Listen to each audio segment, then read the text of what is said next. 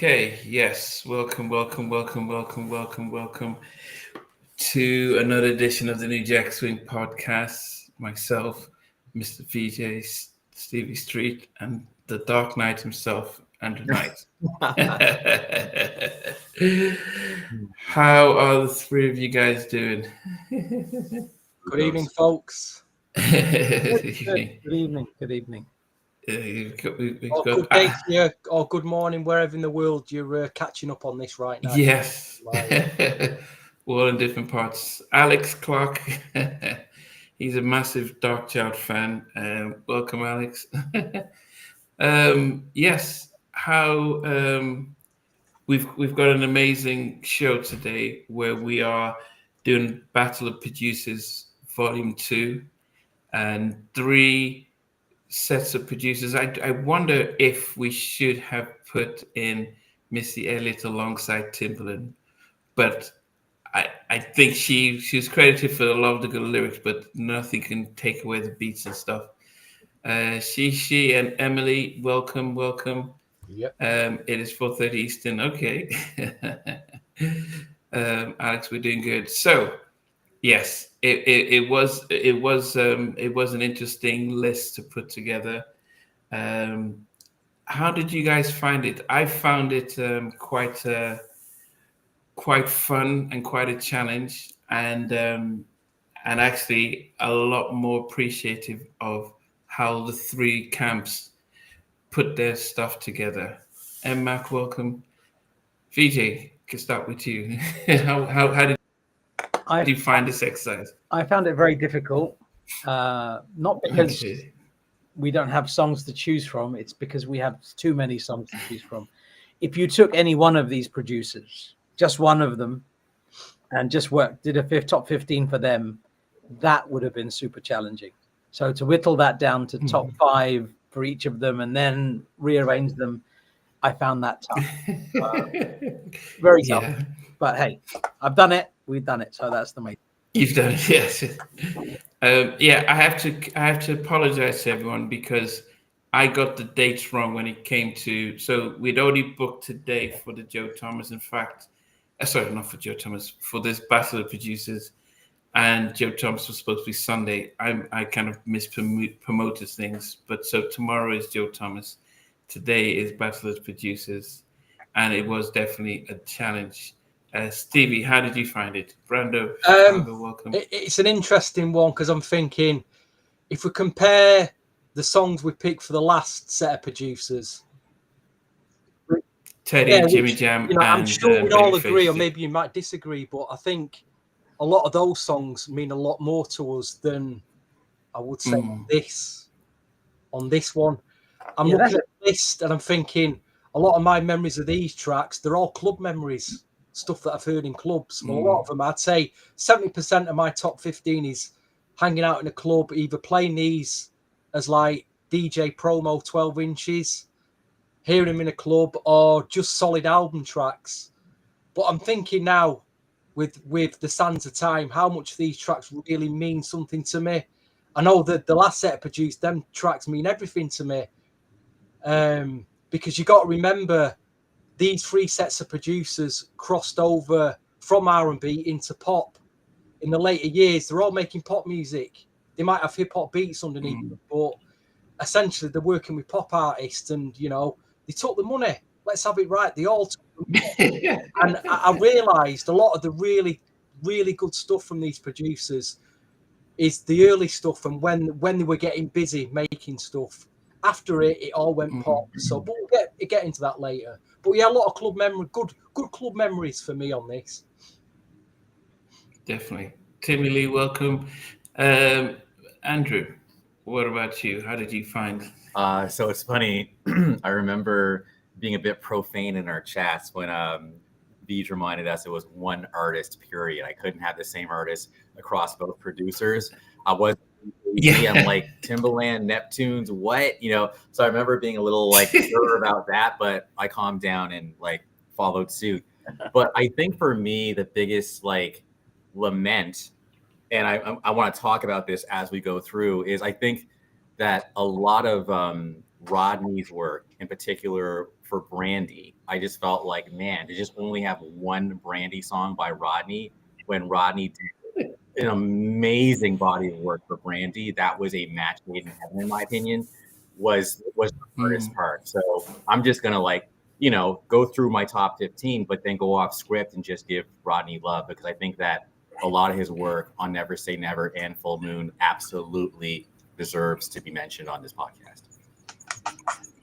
Yeah, I think and for anyone joining in, so we've got the three producers, and part of the rules for our stuff is that we have to have a minimum of 5 tracks per producer and to rank in our top 15. But we also it was important that we didn't just say, okay, let's just imagine if you just get one album by by Michael Jackson and just put all his 5 tracks, and it doesn't show the vast catalog that each of these producers had. And so you couldn't have SWV with the Neptunes and SWV with Timbaland, or Total with both sets of producers. We wanted to be able to show the catalog and make it a little bit more challenging. So that is definitely part of it. I would say that one of the strategies I used was, the first thing I did was to get my top, each producer. I said, hey, let me just get my 5-6 songs per producer, and then I kind of ranked it out. I think I already had my number 1 track. I knew it was my number 1, and some of my top 3, and then I had to play around with some of the others as well. Melodic Welcome. But there's one thing that also threads these 3 camps together. What are your thoughts of what the thread that weaves the 3 of them together? Virginia Beach, Teddy Riley. Yes, they all 3 were part of the Teddy Riley school. So I was very surprised. Well, I mean, Rodney has spoken about when he was there with the Neptunes, because if you remember, the Neptunes were there working on the Rex and Effect, and as well as the debut Blackstreet album, and then some of those remixes. So Rodney was seeing these guys there, but what I didn't realize was that Timbaland and Missy were also in the Future Studios at the same time. So when I spoke to Carl Groove Martin from Shy, because Shy were supposed to be signed to Teddy as well. They were out in Virginia Beach. He was going to sign them to one of his many production stuff, but he just had so much going on that he just dropped. He just couldn't. They got a better deal and stuff. But they said when they were in Virginia, they Missy, Timbaland, everyone was just going through. So just imagine the rich talent that he had passing through there. So it is, so they're all from the same, same age, same stuff. Yeah, and I remember reading Timbaland's autobiography or bio, either way, and I learned of a group called SBI. I love the name of the group and what it stands for. So Timbaland and Pharrell in the group, SBI stood for Surrounded by Idiots. Like, that was the name of the group. So we're just like here in Virginia Beach doing our thing, trying to make music, but we have all these idiots around me. So we got to just circle up and just hone in and do what we got to do. So I love that, in so many examples, like in life, people tend to come up together, whether you're talking about Christopher Reeve and Robin Williams being roommates, or Motown all, being from the same neighborhood, that kind of thing. Like, it's just so cool when you see people just kind of come up and blow up, and maybe they stay together, maybe they stay apart, but at least they had that common, germinating ground, that nest, that incubation. So I think that's dope. Yeah. Very cool. Yes. And while we're doing this, it'd be good to mention some of the, because Alex mentioned LaShawn Daniels, who was very instrumental to a lot of the Rodney production and writing as well. Sadly passed away in an accident. All right. Okay. Before we start, does anyone have anything to say around Billboard's top R&B artists, the top 75 or so? the manager of Michael Parlin, who's the manager of Charlie Wilson, wasn't too happy about the list because Charlie Wilson was omitted from it. He's on the phone now. But does anyone have any? Phone now. Don't forget his gripes out. So, did anyone see the list and have any thoughts of it? I shared it. And I think that those kinds of lists are mad subjective, and it was the editors of Billboard. So I would love to just kind of see a room of who they were and whatever. That said, I didn't completely hate the list, but I almost feel like lists like that are a bit, especially if it's just the editors, it's like, that's just your opinion, baby. Like who cares, you know? But that's my thought on it. I remember I was okay with Stevie being number one, though. I think Stevie was a legend, you know? Okay. But then seeing Prince so far down, that was a little weird.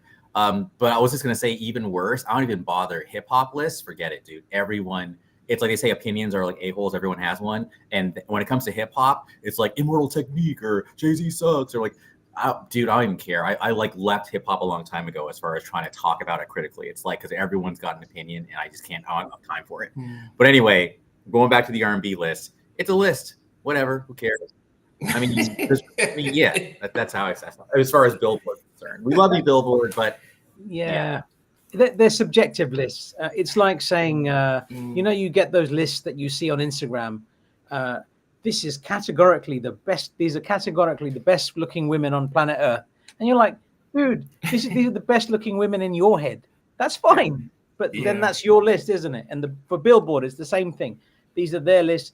Prince not being there is like being so low down the list was madness.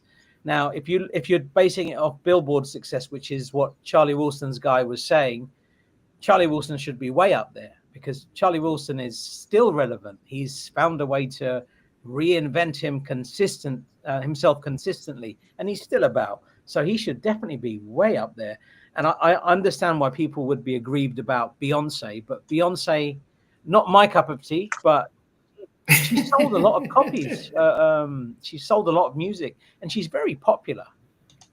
So maybe I'm too old to have a fair voice for somebody like Beyonce, but for me, I wouldn't have her that high up. But she does. How do you compile a list like that? Because say you went out to the normies in the street and you said to them, "Name your top 5 R&B artists," and the majority they'll say Beyonce because they know who Beyonce is. If you said, "Well, why didn't you put Charlie Wilson in there?" They're going to go, "Who?" The average normie out there doesn't even know who Charlie Wilson is. Yeah, that's. Yeah, but then if you think we're about R&B fanatics, but so how do you compile this list? What's it based on? Is it based on record sales? Is it based on how big the artist is, how well known, influential they were? Like Marvin Gaye was. Where was Michael Jackson in the list? Oh, he was number 3. He was number 3. Number 3. Stevie Wonder was number 1. Who was number 2? Aretha Franklin. Michael Jackson was number 3. Where was Prince? Yeah, like in the 20s or something like that. It was in the high teens or early 20s from memory. Where was Marvin Gaye? Marvin Gaye was far down. Number 10. Oh, was Marvin he 10? Gaye was 10. So who were the top 5 then? Beyonce was 5. Yeah. Then it was.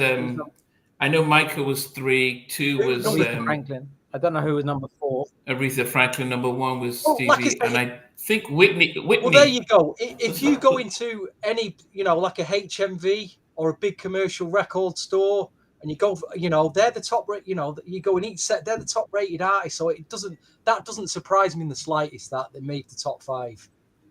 They're the big sellers. Yeah, Michael Jackson, Whitney, Stevie Wonder.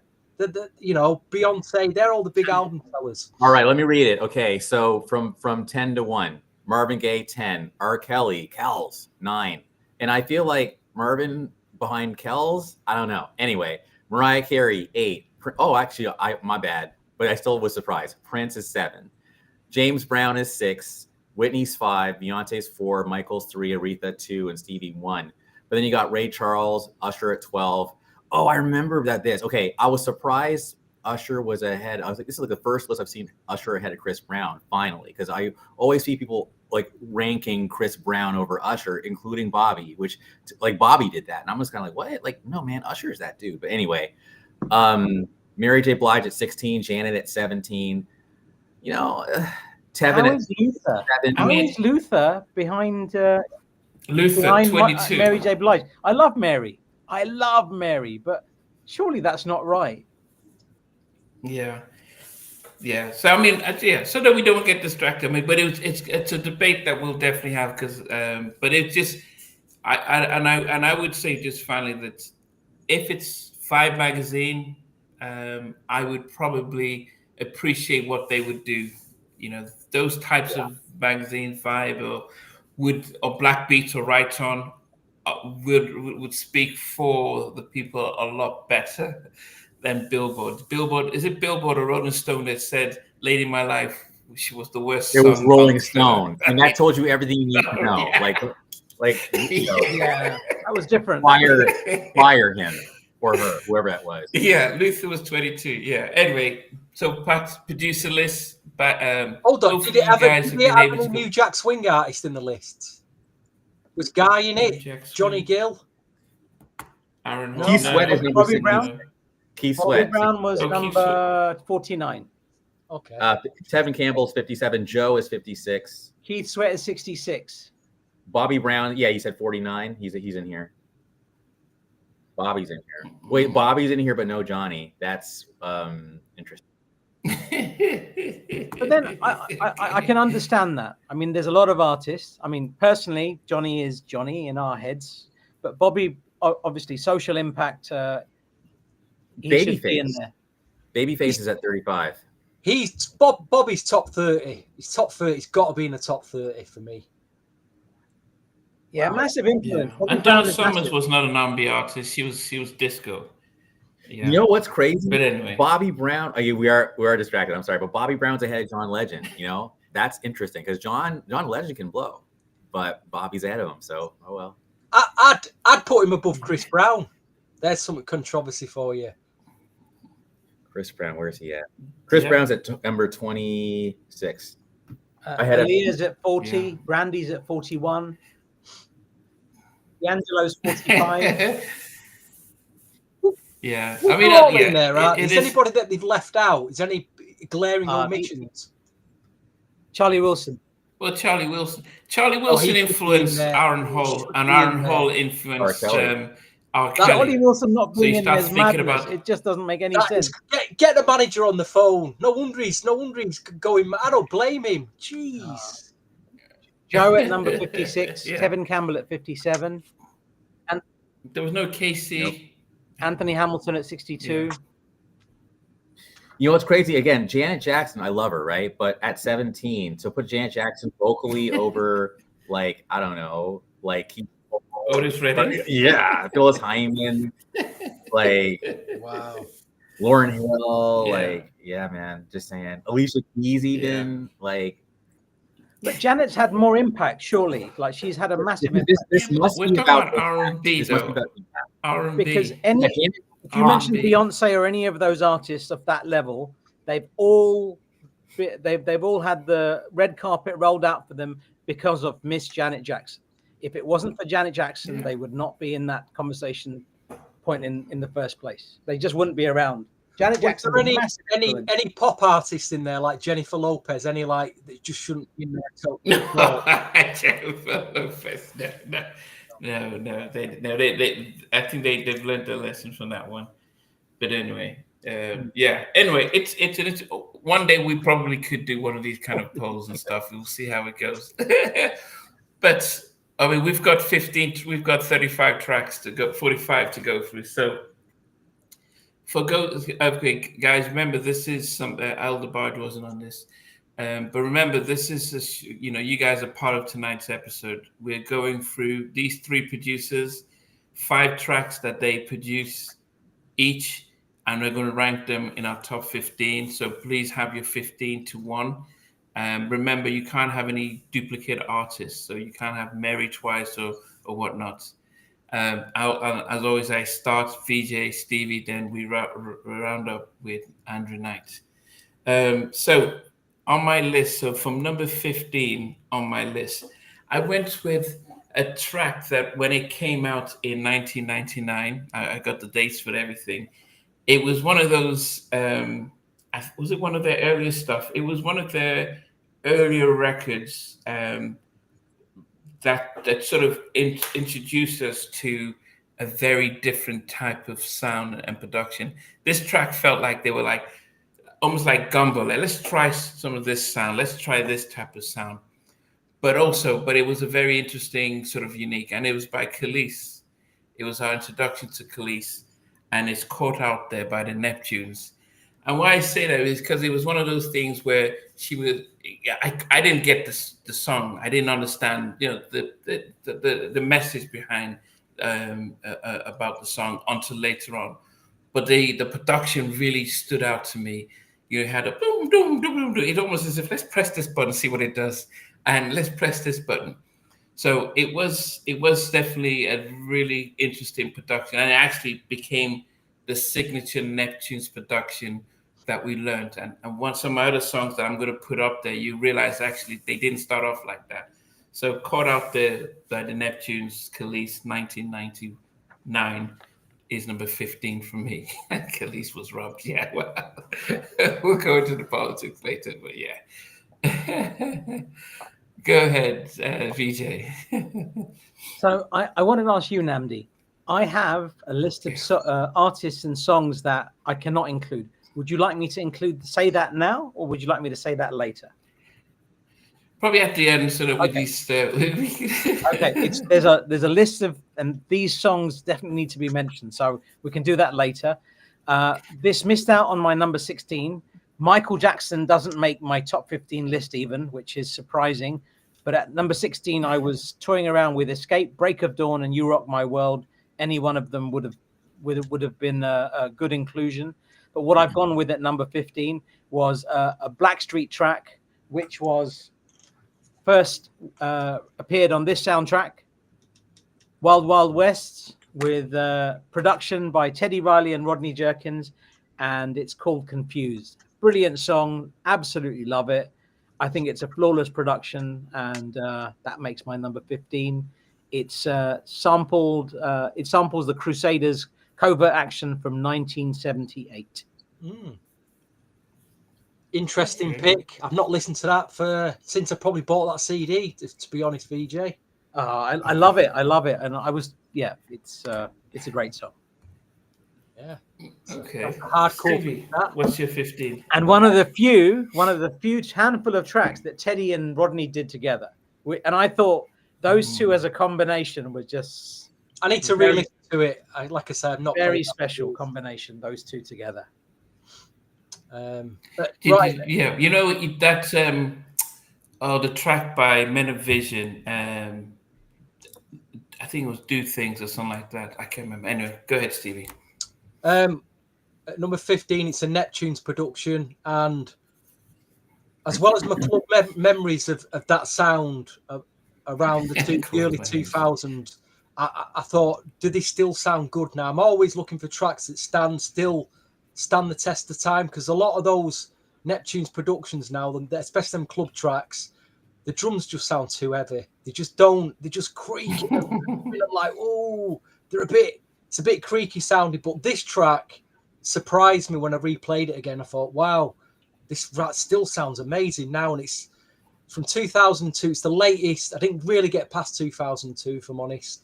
It comes from LL Cool J, from his 10 album, features Mark Dorsey, and it's called Love You Better. It's a mid-tempo. Like I say, the production on it stood the test of time. Mark Dorsey's vocals are pretty outstanding, and LL Cool J does his slick love rap. So it's very good. It's brilliant, brilliant, very well done track. So that's number 15. And that was Jackie McGee's former husband, Mark Dorsey, the father of her two older kids, Mark Dorsey. Yeah, that's Jackie's. No, definitely a good one. Yeah. Okay. Some left field. I'm sure we're gonna have. Yeah, it's gonna be. We may have. I would be surprised if we have 5 or 6 that are similar. Go ahead, Knight. All right. So gigantic asterisks for this next situation. So yeah, of the three camps, I know the least about Rodney for sure. So I struggled a little bit to make sure the Rodney list was representative, and I was trying to avoid inclusion of this group, but I had to include them. So the background is it was the year 2000. The group was a pretty big group. There was 5 of them, but then a red-haired one got her big head and decided to leave, so they were only left with 4. So they came back with an album. It was a foursome. I believe the video took place in a desert or something like that, and it was kind of R&B-ish. And the song was called Holler by the Spice Girls, produced by Rodney Jerkins. I was trying to avoid having the Spice Girls in my list, but I mean, after the one artist rule, I was like, and I almost put Janet Jackson's Love It or Love or something like that instead. But I was like, Andrew, like, you've always been real. Like, don't just like put that one in because you don't want to put the Spice Girls. Don't be a hater. So holla, holla, holla, holla, holla, come on, holla, holla, holla, holla, come on, is number 15. Get him a one-way train ticket to the desert, will you, for that pitch? Don't come back, sir, please, don't come back. Oh, goodness. Shocking, absolutely shocking. Yeah, I'm gonna pick Britney Spears' Slave, just to throw in the Neptunes deck. My lips are sealed on that one. And Chin Beats is asking a question: did Darkchild produce Full Moon? I think that was Mike City. Yeah, that was Mike City. Yeah, well, Mike he City produced the album though. The album was Darkchild, but Mike City did Full Moon. Yeah, exactly. Yeah. And with that, he's gone. Okay, so he's gone. He's gone. Yeah, he's left the building. He's left the building. Yeah. I'm in the desert. He's in the desert. Hey, come to Papa. All right, I'm back, y'all. Just had to get more libation. Yeah, at number 14 for me was the only. Well, of course, I could only have one track by this artist, but it's hard not to see them as dynamic duo. But it was it's Missy, and it was a 2001 track, and I had to think about all the tracks that she did with Timbo. Which of them did I think was my favorite?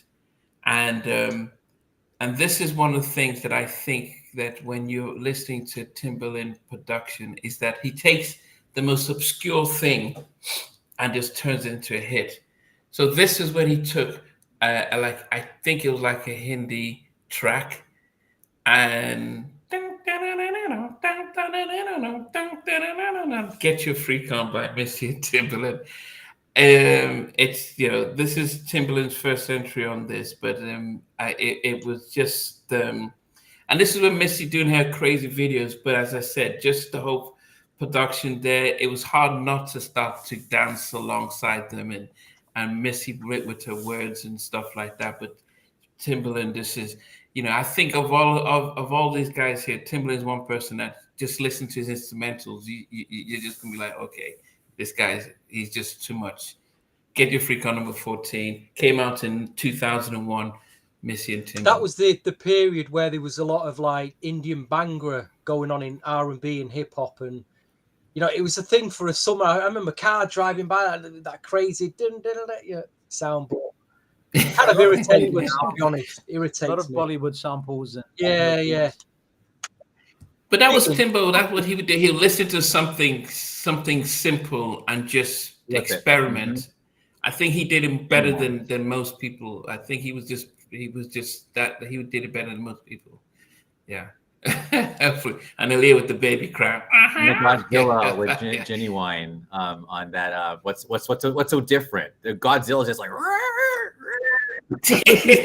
Cool. Wah, wah, wah. I mean, yeah. So it's I think these are three good. These are three good producers, and they all did something different. Yeah, VJ. He's froze. Oh, okay. I was wondering if he was just in deep thoughts and stuff like that. I was like, Okay. We're waiting for VJ to come back to it, but just reading some of these things. The red Who's golden hurt? I child was says trying to now remember missing that out one. bed Timbaland cuts.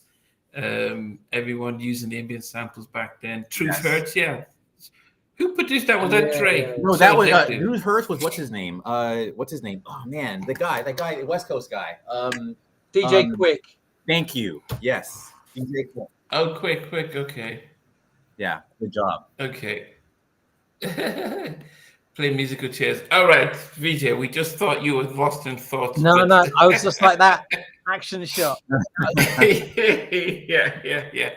Yeah. So come on, what's your My number 14 is similar to Andrew's number 15. He didn't want to include it, but he did, and because he likes it. I like this song. I don't listen to very much. Oh no! Oh. Damn it! What's happening today? He needs to reboot, doesn't he? He needs to reboot. Something's going on. Or maybe go on his phone. So VJ is telling us "Holler" by the Spice Girls. That was what because that was your 15, right, Andrew? Yeah. Or it could have been Okay. Britney. I think he was trying to say a song that he didn't want to include, but Oh, he didn't want to maybe it was include. Backstreet Okay. Boys or something. Rodney did some NSYNC and back. Oh, he's back. Yo. you're Okay, back. go ahead, VJ. But I don't know what's going on with the connection today. My apologies. Yes, I was saying Jennifer Lopez is "If You Had My Love" from 1999. I really didn't want to include it because it's Jennifer Lopez, and I don't listen to Jennifer Lopez. But, and I'll be honest, I listen to the instrumental a lot. So there's no vocals. And I think this production is stunning. Yeah, it was the best track. It was one of the best tracks. And Namdi, you put something up the other day about the Shantae Moore track. That was the original version of this. Yes.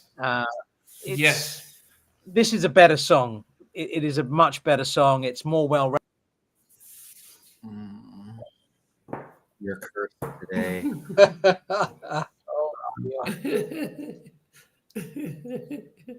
Maybe he's got to go audio only. That might help. No, I just think he needs a reboot. That's it. I think it'll be fine after a reboot and his IP address is reset. I think it'll be all right. Yeah, and for those who are wondering what he was saying, so Shantae Moore had a track with Rodney called "I Gave My Love" or something like that, and the rumor was Puffy heard it and said, "Oh man, okay, he's joined on a different stream, I think."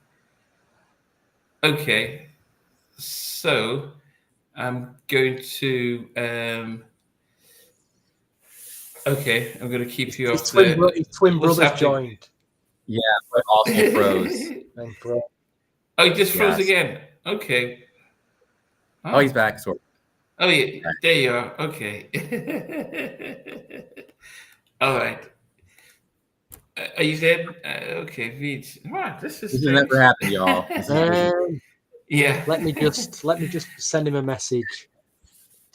Okay. Yeah. So it seems as if Rodney had the same type of song kind of stuff for J-Lo, and Shantae's concern was that actually, it was supposed to be her second single, and Rodney and J-Lo had it and blew up, and so it affected her sales.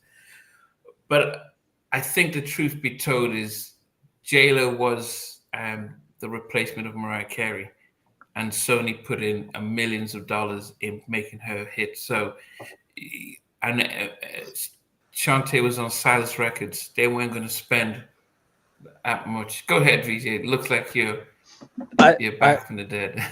That's it. I'm not going to say anything and jinx anything. I don't want to say anything. I just wanted to about "If I Had My Love." It was sampled in 10 songs, including Drake's "Teenage Fever" from 2017. That's it. That's my 14. Sorry for that technical, whatever the hell that was. I didn't realize that you were still using AOL dial-up in 2025, but hey, it looks like he's still using AOL dial-up. Seriously, he needs. I've tried to tell him he needs a reboot badly. Yeah. Anyway, Stevie, go ahead. Number 14. There is actually two versions, two different style productions of this. One's on the artist album and one's on a soundtrack. But VJ, reboot your laptop, because I think we should reboot it. I think you'll have a stronger connection then, and it'll be all right. The address will be on. I'm leaving you for 2 or 3 songs. Talk away, and I'll see you. To reboot. Yeah. All right. We'll be back. See you in a bit. Go ahead, Stevie. There's 2 different productions of this, but it's the production that came out on a soundtrack in 1999.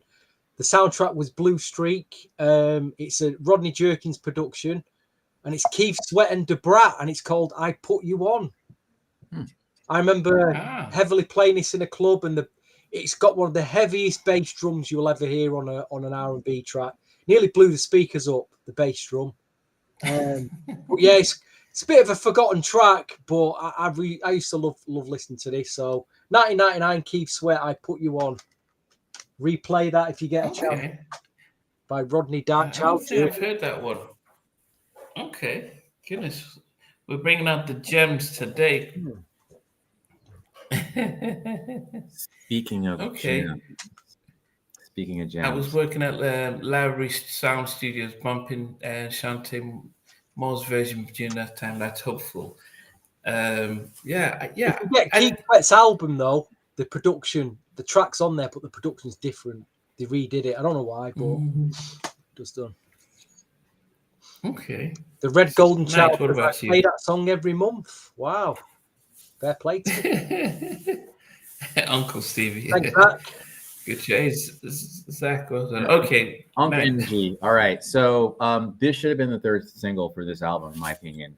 So this album's 3rd single, I think, was "Whatever Happens," but I also think that "Change the World" was played on the radio, at least in the US. But no, my number 14 is "Break of Dawn," Michael Jackson, produced by Rodney Jerkins. I think it was a crime there was not a video for the song or anything, because that was Michael Jackson getting back in his R&B bag. And it pained me to not put other songs from the album on here. But "Break of Dawn" is a triumph. And yeah, if you haven't heard "Break of Dawn," I'm sure everybody here has, but if you haven't, you need to listen, because it was like, yeah, that was the one. So that's my 14. Okay, dude, let me see. I'm just 2 Rodney Jerkins picks then. So you gone from Spice Girls to Michael Jackson. Wow. Yeah. It's a big leap. Big leap, that one. But only 1 year apart. Wow. Figure that. 2001, 2000. Yeah. Now, I do wonder about that particular track, because it's let me see the track listing, because I thought Teddy was on there. Yeah, it was, but see, yeah, it had actually it lists Teddy and Dr. Freeze, so I do wonder how that. Oh, Andrew, nice, Andrew, nice. You know, all these. Rodney's the writer, but Jerkins didn't even do. Hold on a second. Hold on. What is going on tonight? And VJ's what is going on? Oh no! Hold on! I'm viewing the credits. Yeah, it's Teddy and Dr. Freeze. Rodney Jerkins, all instruments, though. That's what it says here. Yeah, but he didn't produce. Yeah, he was. "Break of Dawn." Yeah, but it's Teddy and. All right, then. Who did Heaven Can Wait then? Was that Rodney? Because I mean, that was my next. No, that was Teddy. Heaven Can Wait. Oh, hey, yo, that's why I started the show with the gigantic asterisks. Like, yo, Rodney Jerkins. It's not Andrew, in your defense, I. You know what, Jax? I'm gonna be saved by the people in the audience. Yeah, you'll save in your defense, but yeah, shit. Which one's that? The jazzy one. Invincible. It's Invincible. So Invincible would be the one that I would then swap in. But anyway, I'm sorry, Beach. I cut you off. I'll take the defense. In your defense, I was going to defend you. Rodney Jerkins is all over the production on that, whether he's credited or not. He is definitely a producer on that, whether he's credited or not. He Thank is you. performing so many but instruments. I say give it to me, You man. cannot not say he's a no, producer on that. no. It is the producers are Michael Jackson, Dr. Freeze. That's what's When he credited. did Jackson, it was on Rodney there. is definitely a producer on that because he is Yeah. all over the instrumentation on that, all over that. It was. So, I that's googled it what I'm saying. online, and Break of Dawn was listed. So Yeah, it's no, he's not credited as a producer. He could have played the instrument, but he's not credited as. all right, a then producer, we're flipping it to Invincible, but but we can't change the overall list VJ did. But Invincible is now at number 14, and that's fine. I can live with it. Okay. Okay. Okay. Well, VJ has come back just in time. Okay, so that uses number 14. That means Rock My World wasn't included in your list. Okay. I'll tell you what, folks, there's going to be a lot of drinking tonight. It's the heat is. Oh, the heat yeah, is I've got on. a cup of tea. I've got my water bottle. I think I'm going to have to refill in a bit, guys. Deary me. Dr. Freeze. Number 13 for me was it's another Timbaland track, and it was one of those tracks where outside of this track, I don't think I remember another song by this artist. But it was another one of those things where you could just hear Timbaland just going crazy with his production. And it's Tweet's "Oops My Oh My." Good one. And it was just, yes. I just like, you could just listen to the instrumental and just like, okay, and just go all over the place. And it just shows you that he could just make anyone a star, and then that's about it. That is a bad different track. Who have you picked? It came out in Who 2002. did you pick there, Namdi? Tweet. Oops. Oh my. Oh yeah, there it is. There it is. Yeah. And had that Hollywood kind of vibe to it as well. Like it was just Yeah. Yeah, I was like Timbaland, man. So that came out in 2002. That's my second Timbaland. I'm surprised. Second Timbaland at number 13. VJ. My number 13 is from 2000. It samples Memphis Bleak and Jay-Z Twister and Missy. Is that Chick, The Lost Verses from 2000, and also from 2000. It's Missy Elliott's Get Your Freak On. Brilliant song. And I can't explain how impactful this song was in my head. It was just massive. It's a big tune. And I'm surprised I put it in there because there are other songs I think I could put in there. But it's a fantastic song and it deserves to be in there in Timbaland's lists. So that's why Missy Elliott's Get Your Freak On's in there. I really like it. Did you peep the comments? Are you reading that comment? I'm looking at what Lotus Capone is saying. I'm thinking. Oh dear. Yeah. Okay. Yeah. So I mean, Vij. I had Get Your Freak On at number 14, but you've got it at number 13. I would say to Low Tone Capone. The last sentence, the last word you sort of wrote was. I can't say it, can I? It's not. I just can't. I'll get in so much. I'll have the keyboard warriors telling me my bad behaviour because I've had a few of that. But the last word should be Rodney Jerk double F. There you go. There you go. No, okay. You know what? I was thinking like Jerkins, like the lotion. Like get it, like Jerkins. All right. Yeah. Anyways, moving right along. All right, moving on. We're being nice. We're being mean. Yes, Stevie. 13. Number 13 is a Timbaland production. When I got this album, the first thing that I was trying to get my head around, production aside, was the actual rapping. Because, P. Diddy's rapping for me doesn't cut it. The sound of it doesn't. Timbaland's rapping, again, I'll say it just doesn't cut it for me. The sound, he just shouldn't rap. Sorry, Timbaland. Beat, you're an incredible beat maker, but nah. And then he partnered up with a guy called Magoo. And I was listening to him rap and I'm thinking, dearie me, can I tolerate a whole album of these two rapping? But over the years, I think Magoo's rap has grown on me because he's there's nobody sounds like Magoo. and he's he's not here now, is he? So rest in peace. But referring to this album, the first Timbaland and Magoo album, which had a lot of features that padded out the album. But the track that I thought was amazing on it was "Love to Love You." Love to Love the remix, right? Yeah, it's fantastic. I thought it was outstanding. It was quite a long track.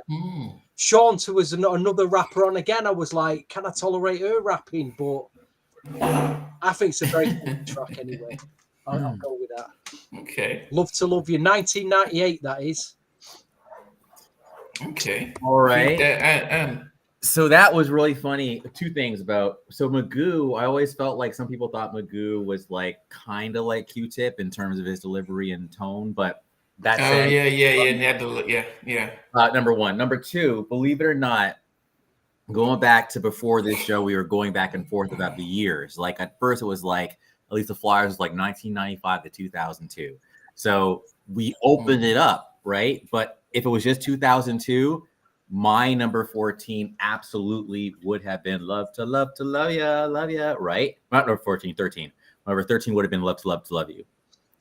I'm not tipsy, I promise.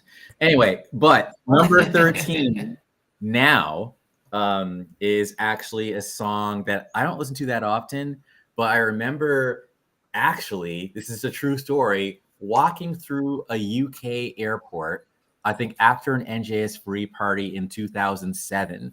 So this should kind of give you guys a clue. So this is the whole Timbaland Danger era. And the song has a kind of a post-apocalyptic, like sci-fi almost vibe to it. And the song is by Nelly Furtado, and it's called Say It Right. So Say It Right, even though it's a pop song, I just can't lie. Something about that beat and the way the sound and the whole, it was like future Timbaland, if you will, is at number 13. For my Timbaland pick. It came out what year? 2006? I want to say 2006, yeah, but as a single it was 07. But yeah. Mm-hmm. Okay. Not a problem. I was think it the same album that was on the Promiscuous yes, album? Promiscuous, Man Eater, and then Say It Right. I think those were the three singles out. Right. And then like Britney came out after that with Damn.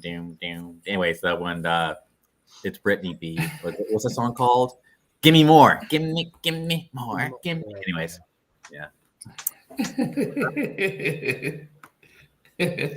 We're managing VJ, don't worry. Okay, so into number 12.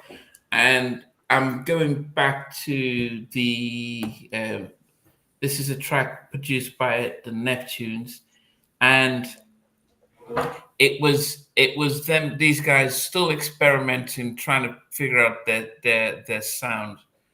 And it was an artist that I did remember early on in his career teaming up, before he went solo.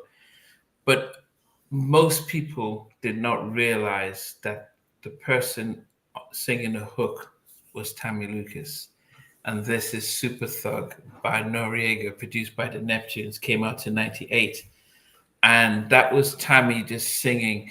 And but when you understand the whole story of the fact that by 96, when they by 96, Tammy and the Neptunes had sort of moved away from Teddy and Future, and they were living off of Tammy's, her royalty checks, and it was like making music together, and they did the stuff with Total and SWV and stuff, but then they got the chance with Noriega, and Tammy was singing that hook on that track. A lot of people think subsequently that it was Khalees, but Tammy actually auditioned Khalees and had her signed to Neptune Star Trek, and then she got kicked out. So whole politics there. But Noriega's Super Thug featuring Tammy Lucas, 98, is my 12th pick.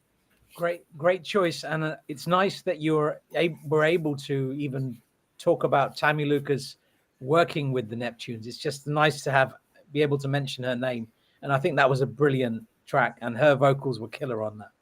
Absolutely stunning track. Is that the track that goes what? Yeah. What? No, and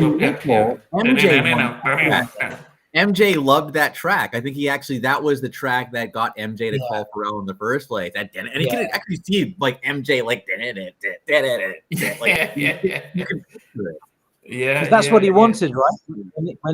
When he was presented those tracks from the Justin album, he was like presented with tracks like I Love You, and he's like, "What's wrong with you? I wanted something like Super Thug." So yeah, definitely.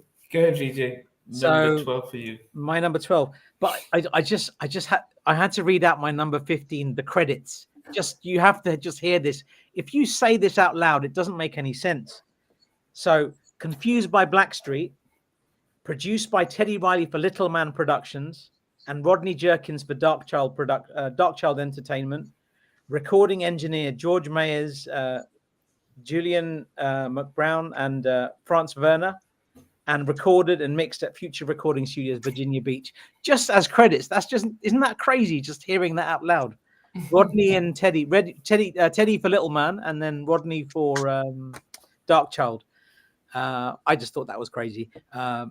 My number 12 is Justin Timberlake's "Like I Love You." Should have been a Michael Jackson track. Could have been, but it was such a brilliant song when it came out. Like, when we heard that for the first time, if you weren't bouncing around like something was wrong with you, man. Because it was a very good song. It contains a sample of NERD Brain, and it's sampled in 14 songs. I remember where I was driving along the 101 freeway, and if I may admit, back then, like this was like what 20 years ago now, well 23 years ago now, I was a little bit of a hater. I'm like, man, like, I would have loved to make music like that. So he's just out doing it, and then whatever. Anyways, I'm being too real with you guys. But I remember, and the craziest part about it was that song came out literally just 4 months after NSYNC was done. So we're talking like NSYNC was done like April 2022, May maybe, and then like maybe even June. And then by September of 2022, that song comes out. Then he's on the MTV VMAs. Like, Justin wasted no time putting that album together. You gotta give him props, to do that much damage in such a little time with not see that album was like JG. He had Timbaland and the Neptunes on the album. So he was the JG of his group. He was like a Ralph, JG, and Bobby wrapped into one. So F that guy. He was like white chocolate Usher, basically. Like Usher had to like wait 2 years and then come out with Confessions. You gotta like, it's just too, but Justin did his thing, and that song was damn good, and I hate him for it. But anyway, moving right along. Who did "Girlfriend" by NSYNC? That was the Neptunes. And that was literally the beginning. Neptunes. So then that was the beginning. That's what opened it up. And then he wrote "Gone," and that song was on BET. So Justin was like already plotting his escape by like that last album. And Rodney worked on Celebrity. So it's all connected, baby. It's all connected. I love that you have compared Johnny Gill's 1990 album with this Justin album, because you've got on that you had obviously Jimmy Jam and LA and Babyface, KO and Daryl Simmons, etc. And on this one you had Timbaland and Chad and Pharrell. Absolutely brilliant. That is it. That's a perfect example. I've never thought of it like that. Thanks, man. Yeah. Stevie. I'm going back to the year 1999. Not a year that I didn't like the year. There was just something about that year musically that I felt it wasn't the same. I remember I was out in clubs every week then on a Saturday night, and I realized things were changing. DJs were playing less and less. Like, the connection between new music and old school music was getting further and further. DJs were playing less old school. They were more playing these poppy R&B tracks. I felt, but what we'd been used to throughout the 90s, great vocals on great R&B tracks on songs. Again, I just felt something wasn't right, and I couldn't put my finger on it. But one of the artists that came out of this 99 into the 2000 era, you could argue vocally she wasn't that strong. But she was a bit of a star. the Neptunes produced the first album. I really enjoyed the first album. It was a fresh sound. I feel this track in particular has stood the test of time because it's not as Namdi's already picked the big worldwide single from it, which does sound a bit dated to me now. But this particular track still it stands up now. That's good stuff, and that's Kelly's. That's my number 12. I think there's they get a bit more melodic as the track goes on. The beats are not too heavy, but I just thought it was a solid cut. Nice. Like vocally, like I say, there's a quality dive going on there from about 99 onwards into pop music that a lot of these producers were doing then. It's interesting you mentioned 99 because 99 was also the year that Voodoo came out. And Voodoo, many people, they praise that album as one of the greatest R&B albums ever recorded. So I don't know. It's like something that was that great came out in 99 and the rest of the music ignored though. Didn't sell. It flopped, that album, didn't it? It just flopped. It didn't do well, yeah. But some great stuff on album. Yeah. But vastly overlooked. Like you say, people were buying Kelly's and, that was the difference. I didn't want D'Angelo then, unfortunately. Zach mentioned Shakespeare, Kevin Shakespeare Briggs. He was big around that time. And somebody else, I think Jack's mentioned. Shakespeare. That was like his production was like Timbaland on speed. Timbaland on acid. That's what it was. It was very good. It was very good. He had some great tracks, but that's a good example. There's a lot more I could share on that. I might save it for later, but you have no idea how synchronicitous all this is. Especially as soon as someone said Shakespeare, I literally was just talking about Shakespeare with I'll spoil it, my now fiance. We got engaged last night. So that happened. Hey, congratulations. So there'll be video later. But we were driving and Bills was playing. I was talking about this show and I talked about Shakespeare and Rodney and everybody. And I was just giving her my opinion on everyone.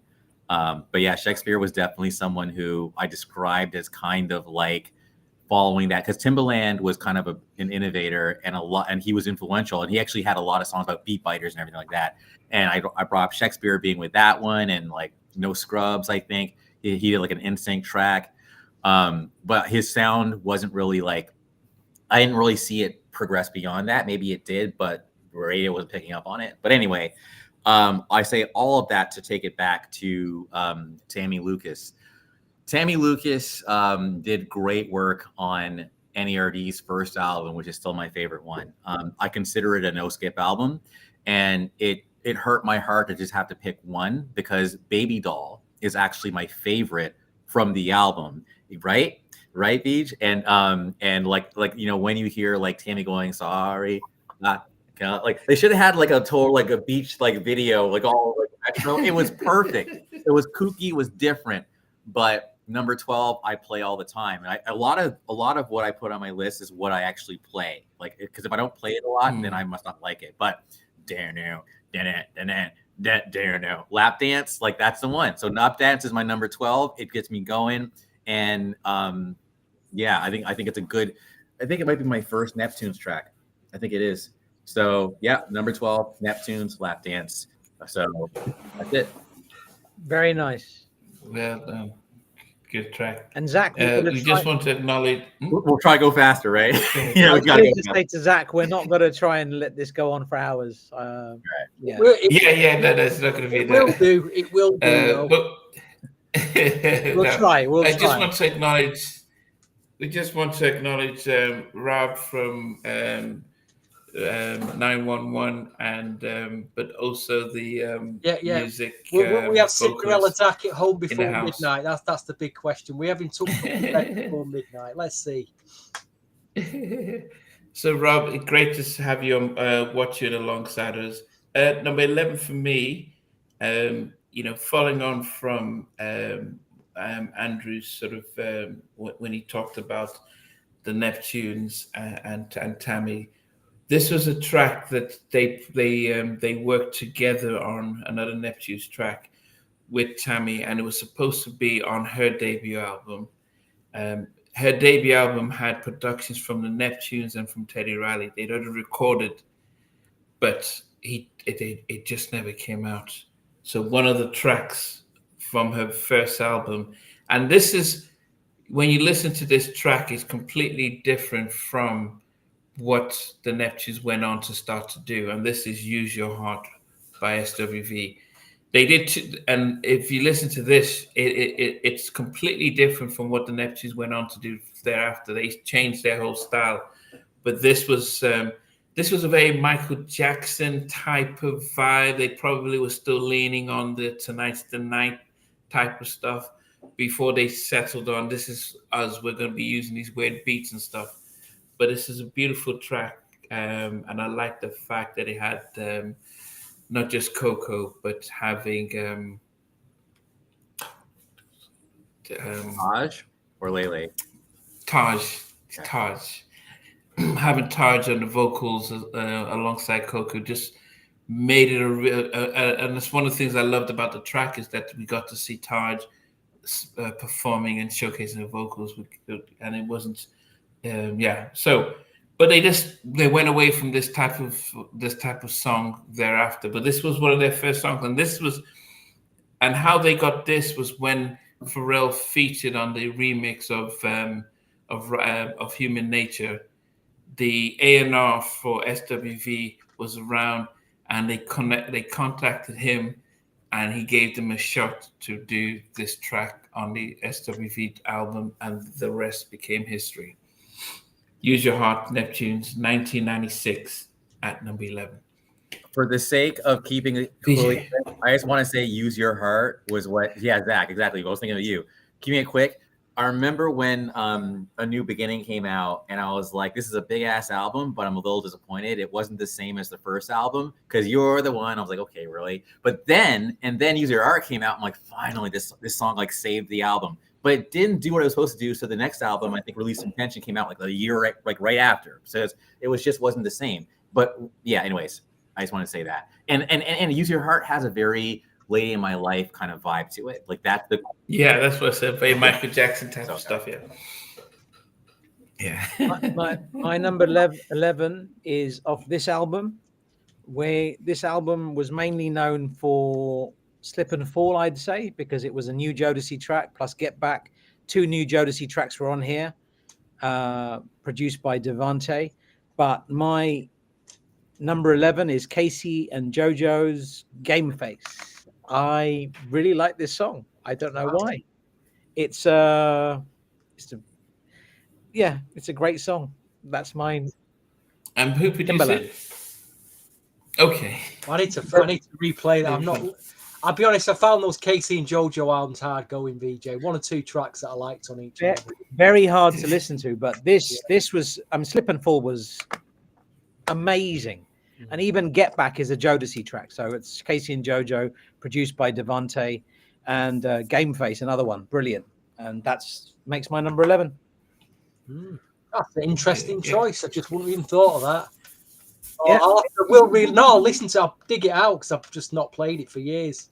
I won't even looked at Casey and JoJo. Right, number 11. It's funny that a lot of people going about Jennifer Lopez when really the girl we should all be going on about, the Latin Queen, is Veronica from 1995. Brilliant stuff. This album is reviewed in its own right from 10 to one of the best of 95. Doesn't get any props whatsoever. It's an incredible album, but there's a track on here, an absolute gem, produced by Rodney Jerkins, called Without Love. Namdi's like, who is that? Who is this Veronica? He's never heard it in his life, and that's terrible. That's terrible, Namdi.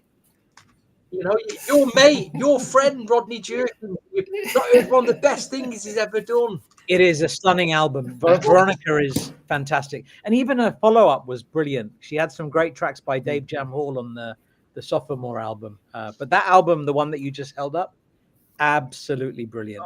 Some of Rodney Jerkins' best work. I'd forgot because I've not played it for a while. Unnecessary Trip, produced by... Oh my God, brilliant. Oh my God. So good. So good. Oh, dearie me. Okay. Okay, Andrew, what about you? VJ, just quick. You. I saw a picture with you and Rob. Yeah, in London. Yeah, I was gonna shout out Rob when I came round again, but yeah, I've spent I think 10 hours with Rob a couple of days ago. We had a really great day. We laughed a lot. That boy's got some interesting stories, that's for sure. So very interesting day with him. Yeah, Andrew. All right, super quick. Veronica, all I know her from this remix, "No One But You," featuring Craig Mack. I don't know who produced it, but it was like basically I would describe it as a one-hit wonder here in the U.S. She must have been bigger overseas because Veronica. I remember that song, but that's about it. Anyway, moving right along. Number 11 is "Past the Courvoisier," an NERD. NERD. Neptunes featuring Busta, Baby Oil, and Pharrell. That's all I got on that. Who was that again? Busta, Baby Oil, and Pharrell, and they did "Past the Courvoisier" or "Past the Johnson's." Oh right, yeah, that was a very you got jokes, man. Yeah, that was. I remember that track, and it was one of my outside Neptunes sort of track, but I don't. The ones I picked, I just put but that was a moment when that came out, because I was like, what the hell is Courvoisier?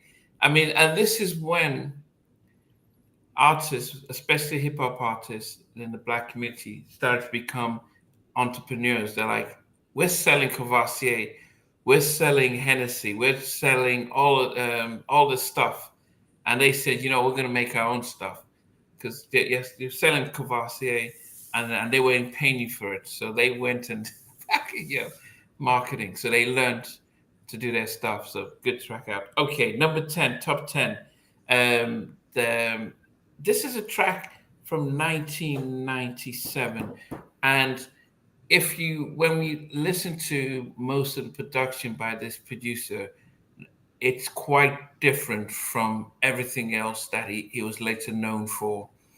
But there were elements of this that you could tell that he picked up from Teddy when he did this track. 17 years old when he met up with this artist and curated, produced, and co-wrote "Don't Want to Be a Player" by Joe. And it was, with the vocal at the back and stuff. 17 years old. Can you just imagine that? 17 years old when he came up with this track for Joe. And then, it was the biggest track for not Fat Joe. Big Pun then did the remix, got Joe on it, and that became his big song. But "Don't Want to Be a Player," Darkchild from Joe in '97 shows his versatility. Big track, that Namdi. Big 10. Track. Fantastic choice. Yes. Go ahead, Reid. My number 10, it is from 1996. It's a very early Neptunes production. It contains a sample of BT Express. "If It Don't Turn You On, You Ought to Leave It Alone." Brilliant stuff in itself. It's SWV's "Use Your Heart." And I think this song is perfect. I think, who was it? Somebody mentioned just now. They said that the Neptune sound had evolved to such a point and they'd surpassed this style of music, and they superseded all of this earlier Neptune sound, which they did, but there was something so magical about "Use Your Heart." It is perfect. Cannot be. Yeah, they changed their style after this. I mean, but as I said, this this is when they still had they moved away. This was still some of the remnants from "Tonight's the Night" and exactly. It's very Teddy Riley-esque. Really is. Yeah, very much so. But isn't it a song that just really? It's so good. I couldn't ignore it on this list. He had to make it. So that's my number 10.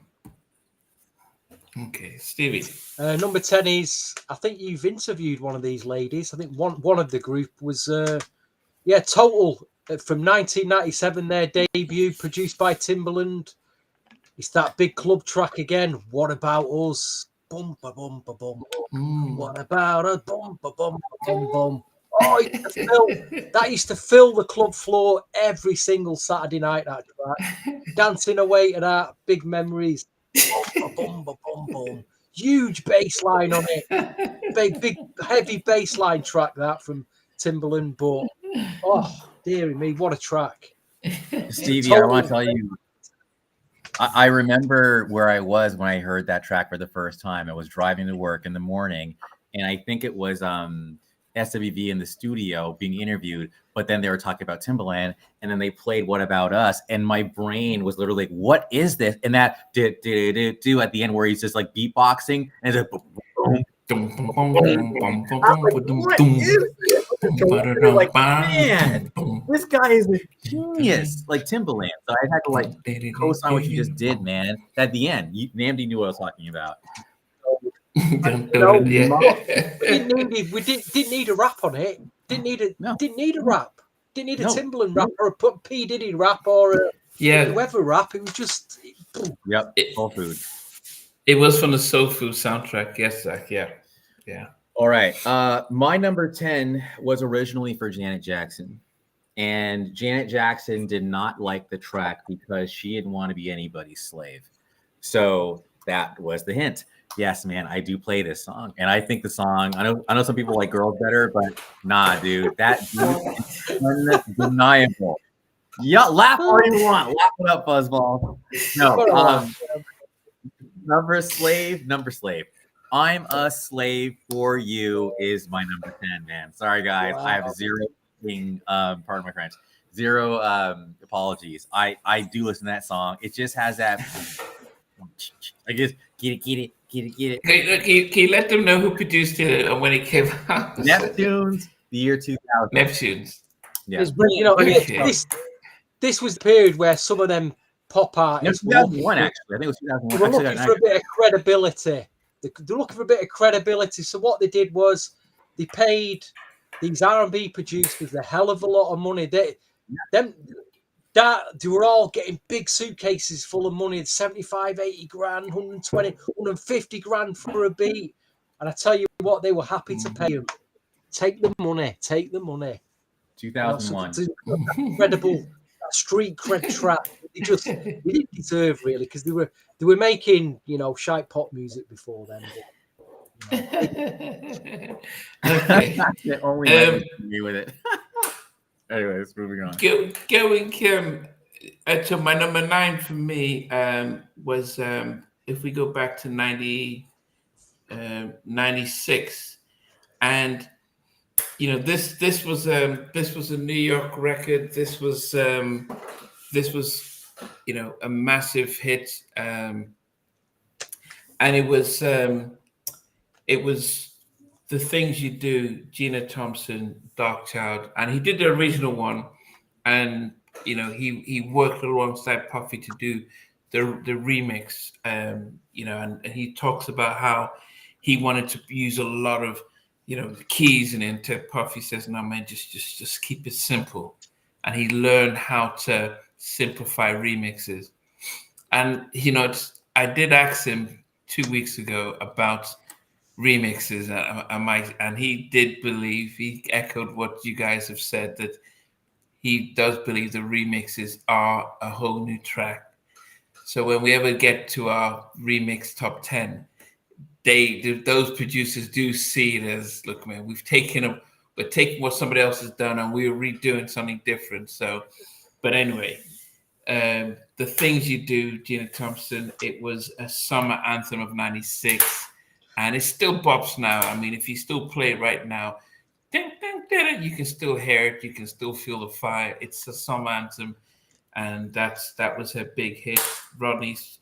They signed her. They were going to, do some stuff with her, but Mercury went through its folding stuff, which affected what happened with the rest of the album and stuff. All right, that's number 9 for me. Namdi, may I ask you a question? Yep. You've included a remix there.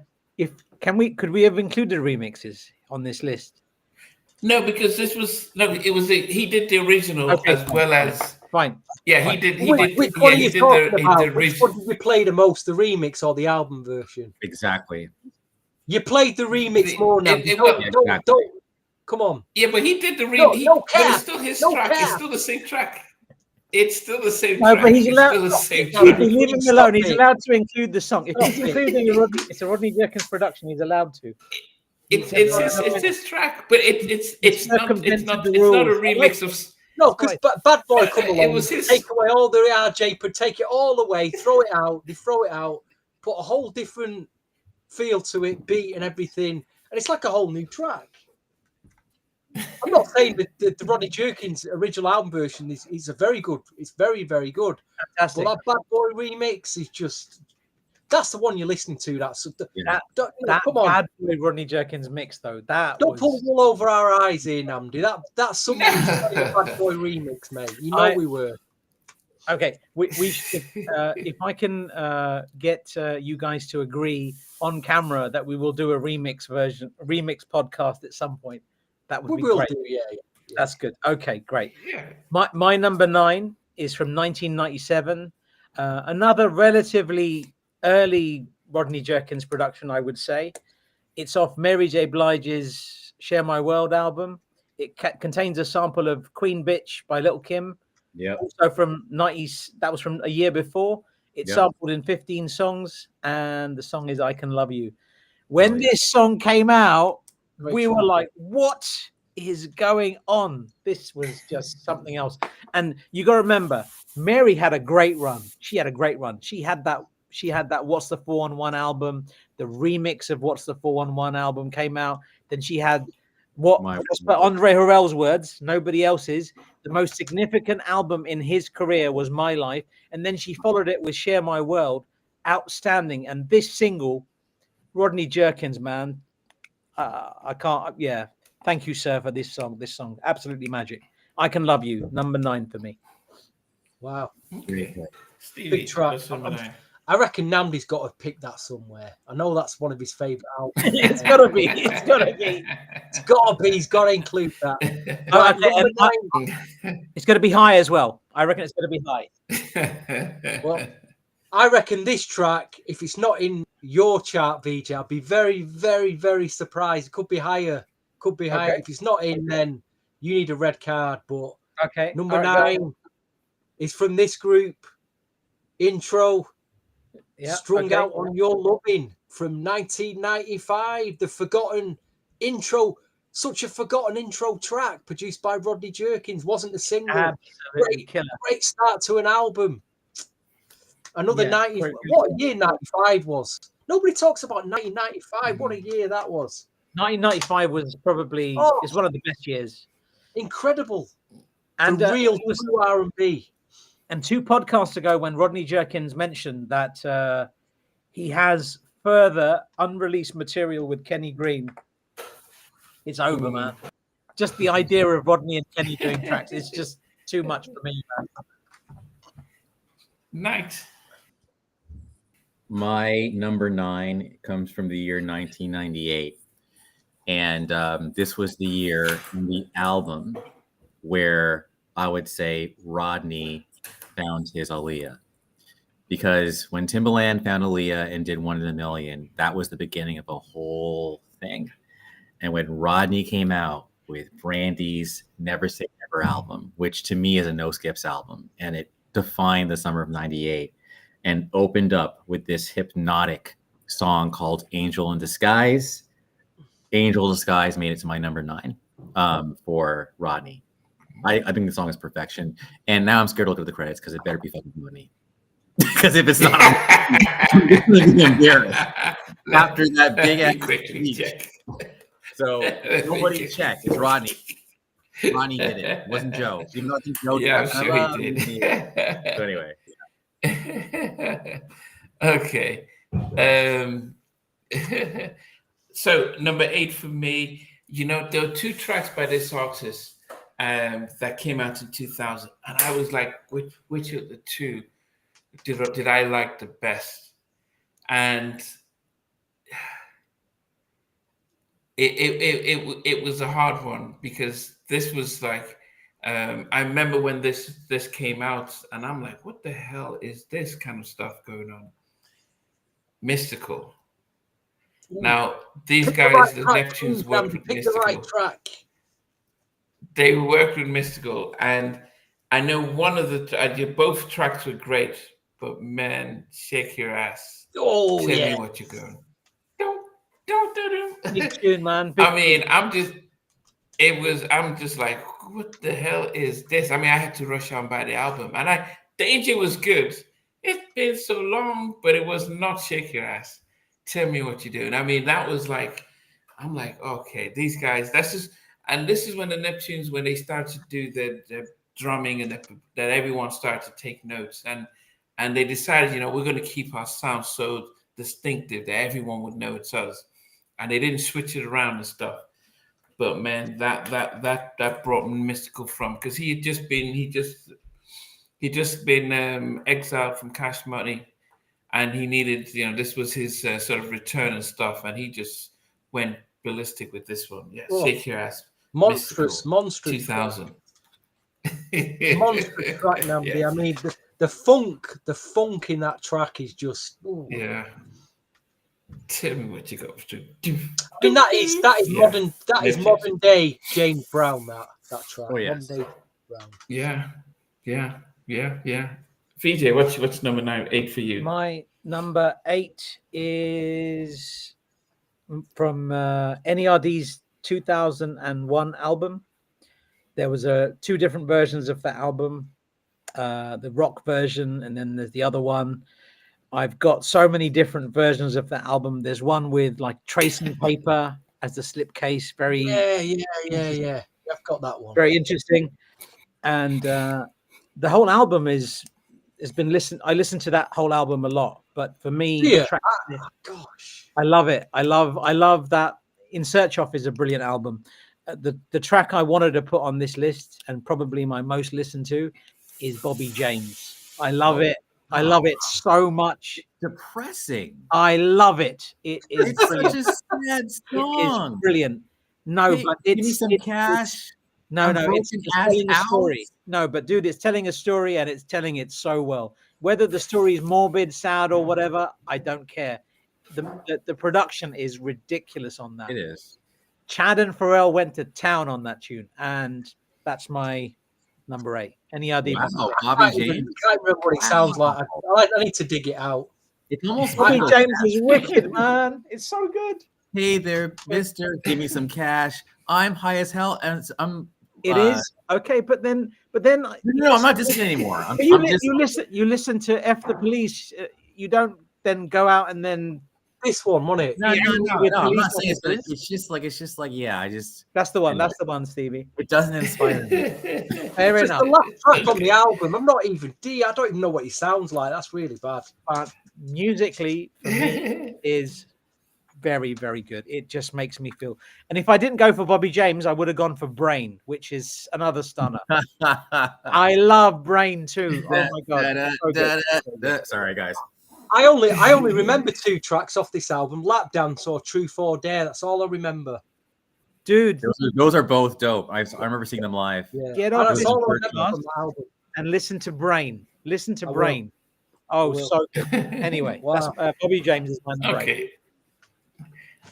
Stevie, wait a minute, Ray J. Yo, go ahead, Stevie. Wise. Yes, Blade. You know what I'm talking Ray about. J. Wait a minute. You know what? That was on my. That was Ray J. That was on my honourable mentions list. It nearly made my top 5. But what number were we on? Number 8. Yeah. Number 8. Number 8 is another Rodney Jerkins production and Teddy Riley production.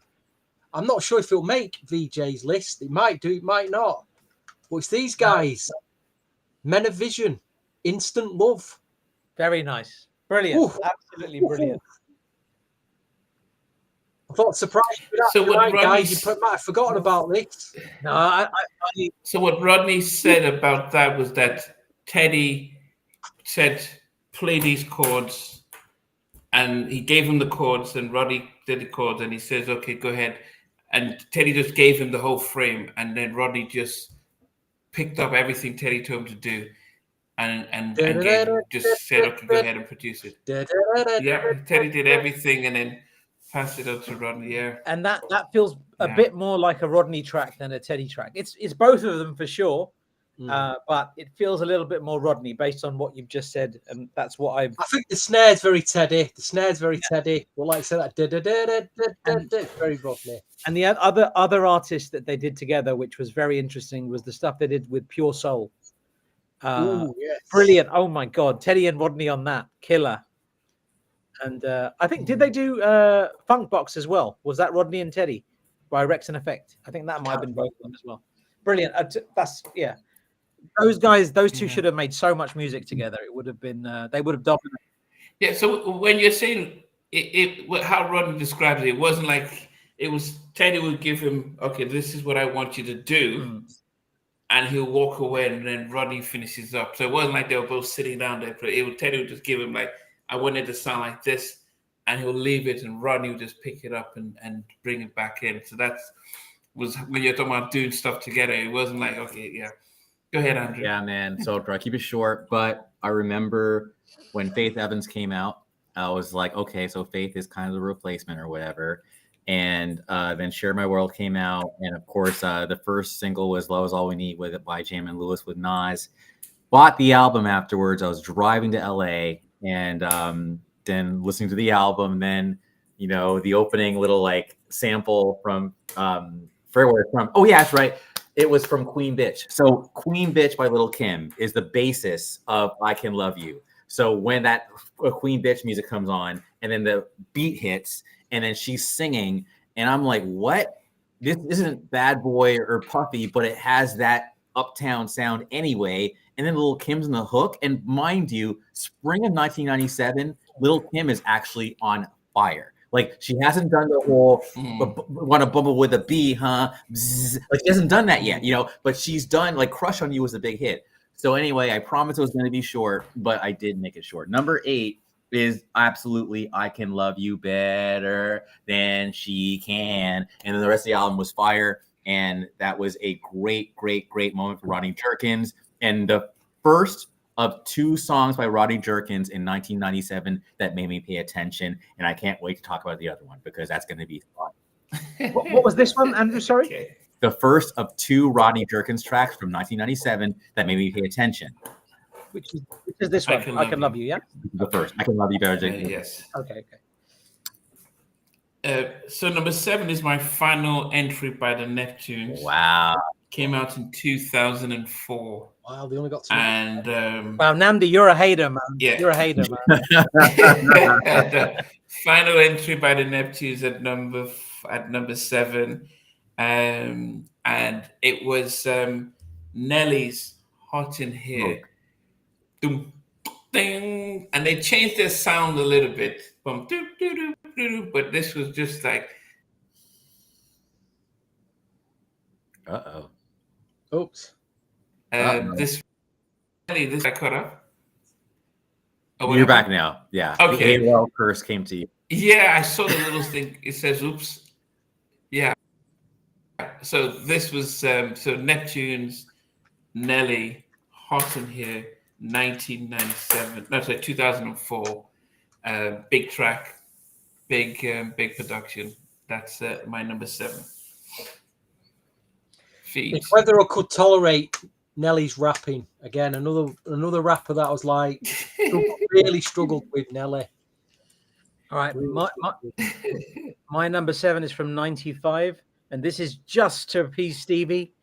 It's Intro Strung Out on Your Loving by Rodney Jerkins. It had to make my list. It's in there.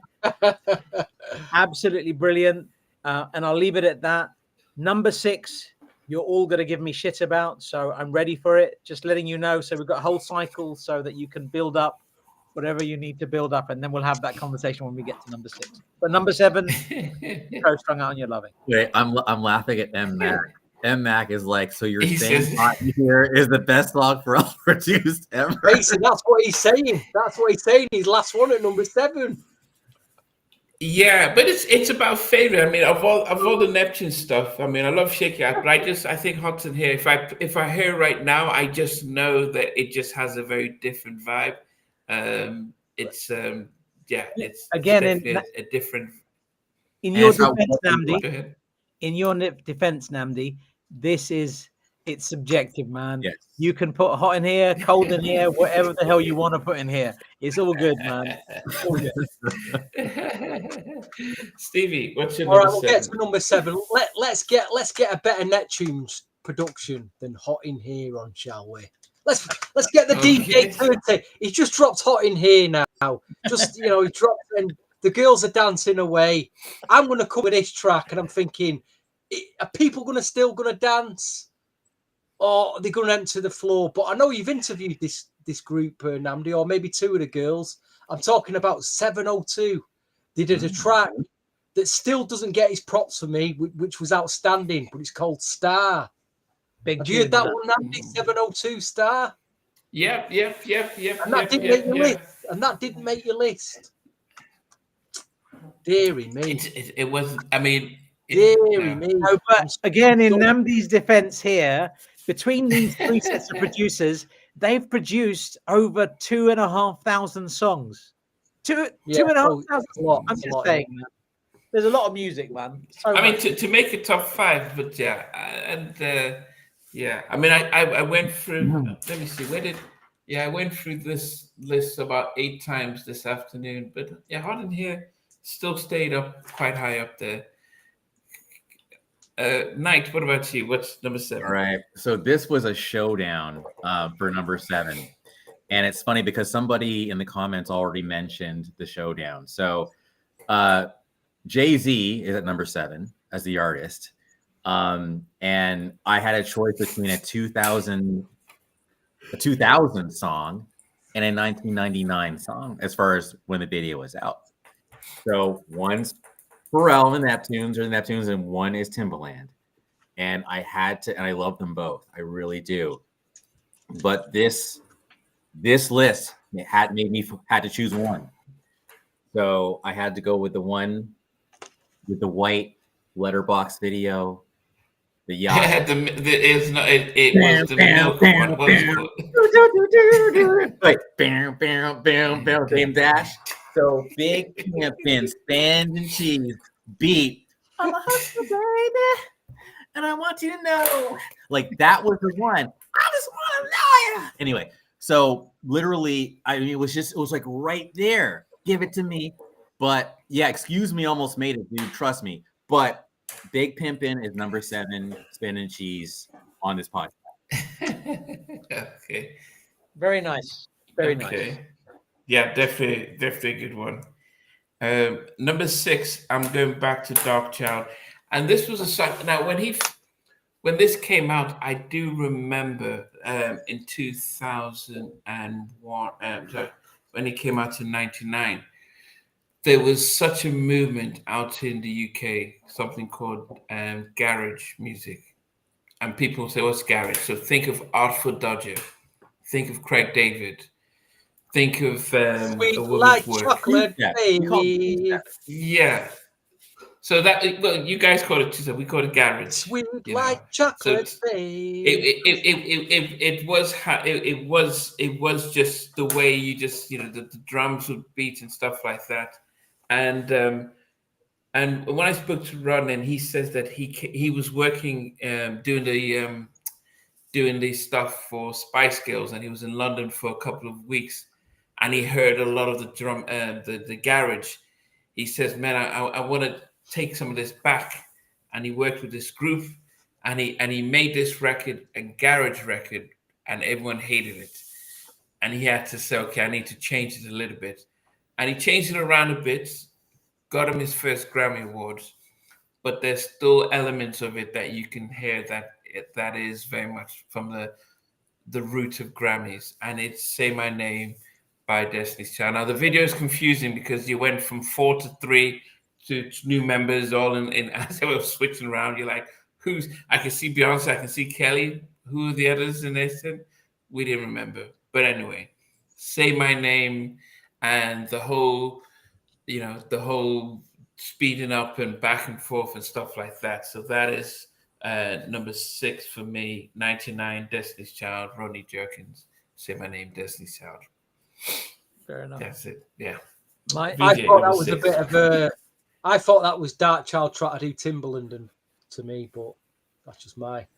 Now he said he wanted to do drum and bass, not drum and bass, garage, because he was in the UK and he actually, it was supposed to be garage, and even John Marie was the engineer on the track, and they were like, man, this doesn't flow, and he had to change it afterwards. But that was his attempt to bring garage to the US. Yeah. VJ. My number 6 is from 1996. It's been sampled in one song, and I'm ready for any conversations that you want to have about this, because you're going to have some thoughts about this. My inclusion at number 6 is Debasement's "Loving You Down." Discuss. I loved it. That was dope. Now, discuss why I can and why I cannot include that here.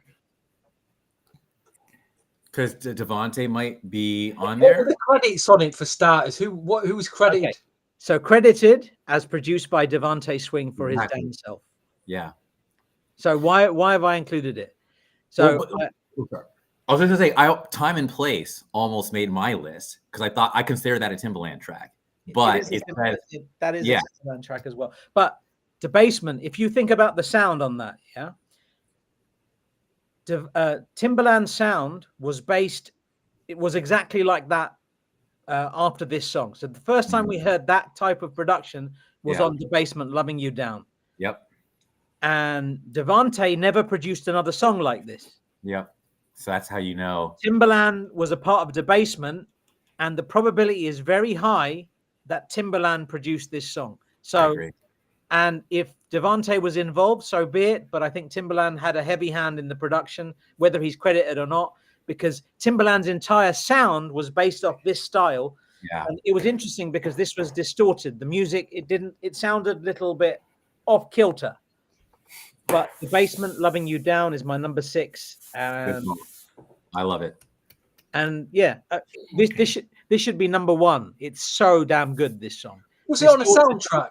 Was it on a soundtrack? Yeah, it was on the Night Professor. First 96. Right. I need to dig that out again. Yeah. Ain't no, like, it was a great soundtrack. Summer 96. So Red Golden Child. I know what the credits say, but if you heard what I've just said, what I'm saying is that sounds like Timbaland's style. Timbaland styled his entire musical sound off that type of beat. Devontae never made another song that sounded anywhere remotely like that again. So my argument is Timbaland did it. That's what I'm saying. Hopeful. Thanks, man. I'm glad you like Time and Place. I feel like Time and Place doesn't get talked about enough. I think you slightly cheated there, but we'll let you. I knew you would. I knew you'd say that. Yeah, I think you cheated. I know you would, mate. I knew it. You know, we've got Andrew Knight throwing in a Michael Jackson track that Rodney Jerkins wasn't. You. And what did you do before that was very, very dubious? I didn't do anything. Dubious before. I didn't do anything. Well, listen, let me get this podcast back on track with something that is a certified Neptunes production. I'm stunned Namdi didn't pick this one. I've got a feeling Knight might pick it. VJ, I'm not so sure. But you don't have to call. Sure. Number 6, you don't have to call. Was that Michael Jackson moment? I don't know, but it stuck with me. It stuck with me from this album, and it's made my number 6. So there you go. Nice. That's 2002? Yeah, 2001. 2001, yeah. Okay, I remember that time. Okay. Yeah. And then he has the doom, doom, doom, doom, doom, doom, this throw thing. It's almost like let's just throw a few doops and space sounds in there. Yeah. Go ahead. I remember when MTV was still relevant, and I was just watching MTV one day, and all of a sudden I just see these people walk into a country bar, and then all of a sudden I hear these weird ass sound effects. Forgive me, but you hear the first L. I can't do it, but I'm basically trying to do Tony 1996. It was like basically like I feel like it was that show after party hotel / basement sound put onto this dude. You can barely see Genuine in the video. It's very dark and shadowy. But I'm like, this like, what is this? Like, it was like him and Aaliyah came out at the same time, fall '96, late summer, fall '96. And Pony just changed the game. And I feel like the whole first album was kind of based on Pony. Yes, there's other songs on there that have their own sound. Like I'll Do Anything. I love that song. But anyway, but Pony was by far like the anchor of that album, and that whole sound, that like that, like it was just whoa. So at number 6 is Genuine, Elgin, Lumpkin, at Pony, which you could totally throw Freaking You on top of that beat and it would work. So it was just it was a sea change. It was the beginning of the second half of the decade. Was there a reason why you mentioned Freaking You for a reason? Was there a reason why you mentioned Freaking You there? Was there a reason for that? Andrew? Besides just putting it together in my head and maybe even hearing a mashup at one point? Not really. No, why? Okay, so there's a white label there is record with Pony and Freaking You, and it sounds incredible. Yeah. So I didn't know if you knew it. I thought it was only in the UK, but if you've heard it, but you've referenced something that either you knew existed or it just worked. You know, sometimes when something makes too much sense for it not to exist. So I think that's an example. Like, how do you? I almost feel like, anyways, we're taking too much time. But maybe Pony and Freaking You had the same kind of seed, like when they were being put together, and when Timbaland escaped. So I do think he had to escape. Then he just kind of went and took that idea and built it around Genuine. But I love that. And thank you, Irizarry, for making sense of my vocal gibberish. Thank you. Okay. Number 5 for me, back to Darkchild 2000. And I had to listen over and over again. And what I liked about this was like to be able to tame this singer and really put her in a range that kind of worked for her. And actually, this was one of the, there was, for Darkchild, there was just almost like, if you think of LA and Babyface in the late 80s, when they had a number of songs that had a very similar sort of vibe to it. This song by Darkchild, Tony Braxton, He Wasn't Man Enough for Me, had the strings, the harps, that kind of the fast drum beats and everything like that, that he kind of used with Whitney and the rest going forward. But He Wasn't Man Enough for Me. And Tony, who has this real powerful voice, he was able to just don't oversing it. Let's bring a different element of you, and especially since you've got all your hits from Babyface, let's do something different. And I felt that it really was a different element of Tony Braxton, that really fitted her. Wasn't Man Enough for Me. My issue subsequently was that when MJ did Rock My World, it was a year and a half after this sound, when it was waning, he came out with that. But this was when this sound was at its peak in 2000. Tony Braxton Wasn't Man Enough for Me. Brilliant song, man. Like it was so exciting when that came out. Very nice song. Yes. Okay, VJ, what's your 5 for you? Number 5, sampled in 19 songs, including GP Woo, If You Only Knew from 97. This song's from 96. She was known as R. Kelly's muse. She then started working with Timbaland, and oh my God, I cannot explain how good the Aaliyah and Timbaland collabo was. It's just, that album was just magical, absolutely magical, stupendously good. And I've gone for an obvious choice here, and I think it was the first single, If Your Girl Only Knew. Stunning, flawless. You cannot improve on that song. It's just so good. That's my number 5. Wait, which one? If Your Girl Only Knew. Oh, the first single. Yeah. Absolutely stunning. Okay. What about you, Stevie? What's your number 5? 5, and I've just realised what I've left out from my chart, and I'm kicking myself because I've got one Rodney Jerkins selection left, and I can't leave it out to put this. I can't leave it out. So, oh dear. Anyway, it's on the soundtrack. What a soundtrack this is! It's a Timbaland. Number 5 is a Timbaland track.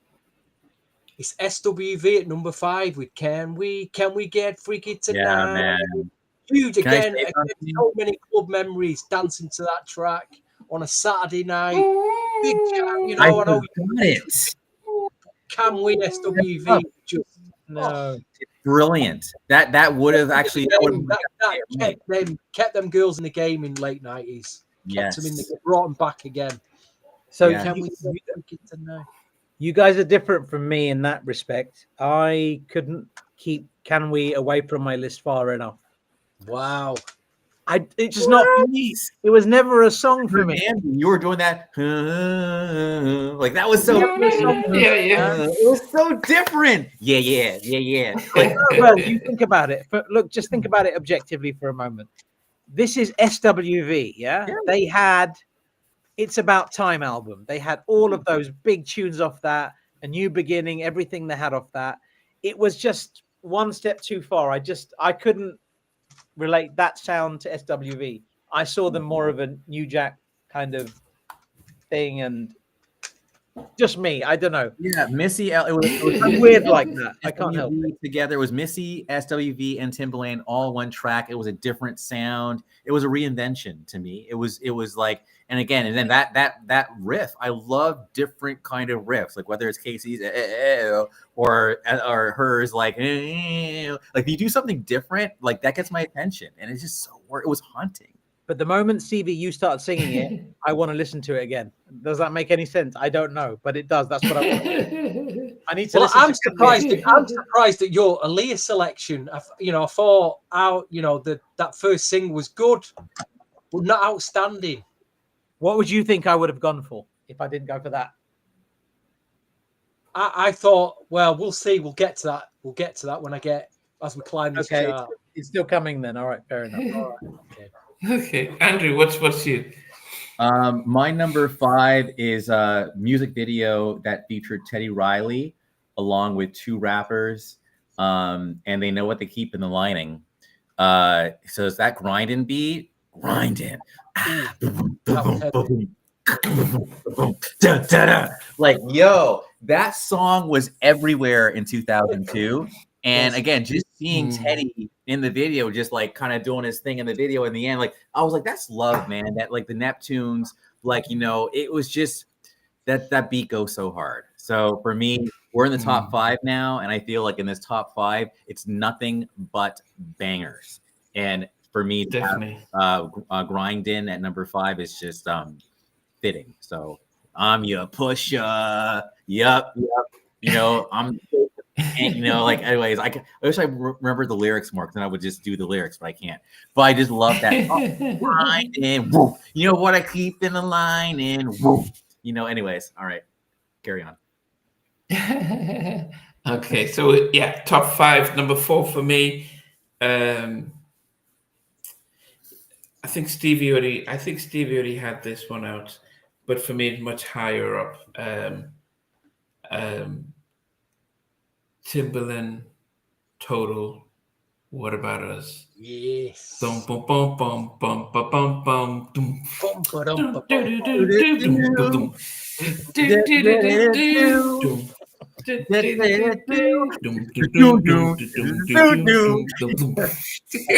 We've totally haven't we? We've destroyed that track, haven't we?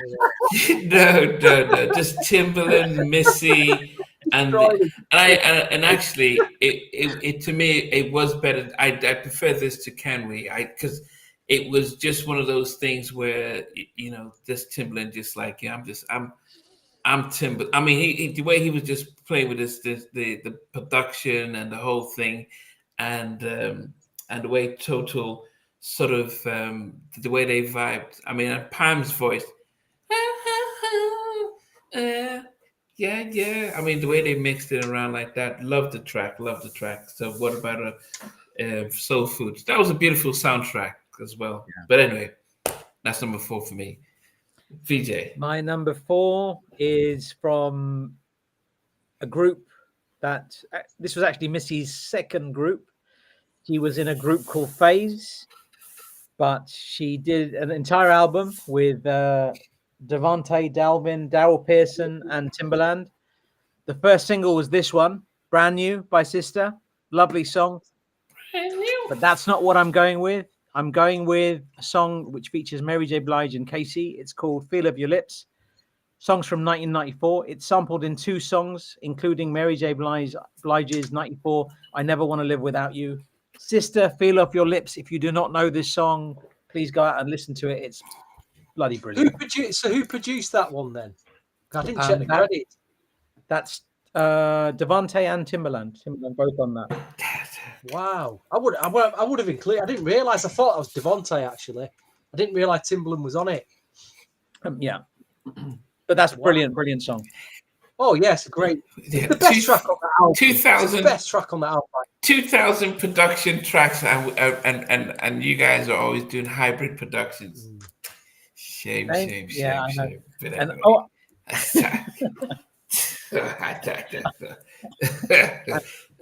so, okay, Stevie, what's number 4 for Number you? 4 is my memories of this track. There is a very middle class town. It's a really nice town to visit in Cheshire. It's called Chester, the town. Not if any of you have ever been to Chester, VJ. Have you ever been to Chester? I have, yes. A club in there on a Saturday night called Roses. They had an R&B night that run for years in there. My friend was DJing. He'd sometimes get me in on a Saturday to do a little set. I think he was always interested in like what I was going to play, because he'd listen to what I'd play for half an hour and go, well, I'm going to start playing this, and this from then on. So I think one night I actually played this track, and it's my highest Neptunes track, the final one for me. And I got a bit excited before because Namdi picked it, and I'm so glad he did. It's Mystical. Shake your ass. Now I watched the reaction of a very middle class town, a very, let's just say, a very posh white crowd hearing this big shake your ass, and it's what's this? Getting all a bit scared, you know what I mean? Oh, the fun of that track. So yeah, great memories of Mystical. Shake your ass, you know what I mean? Yeah, great track. Brilliant. Very catchy song, man. It was very catchy song. Yeah, it was. But Chester, if you ever never been to Chester before, do visit Chester. It's a great place to visit on a Saturday for shopping, and just a lovely town. Yeah. Yeah, River. It's a town in England. Andrew, what's number 4? I'm going to fight for this one, and I might get pushback on this, but this is my final Rodney Jerkins track, and it's at number 4. In the spring of 1994, New Edition put out a single called One More Day. And I think what made New Edition special, particularly at the Heartbreak era, was every single had a remix. And the B-side of One More Day was a song called Something About You. But it was the Darkchild remix.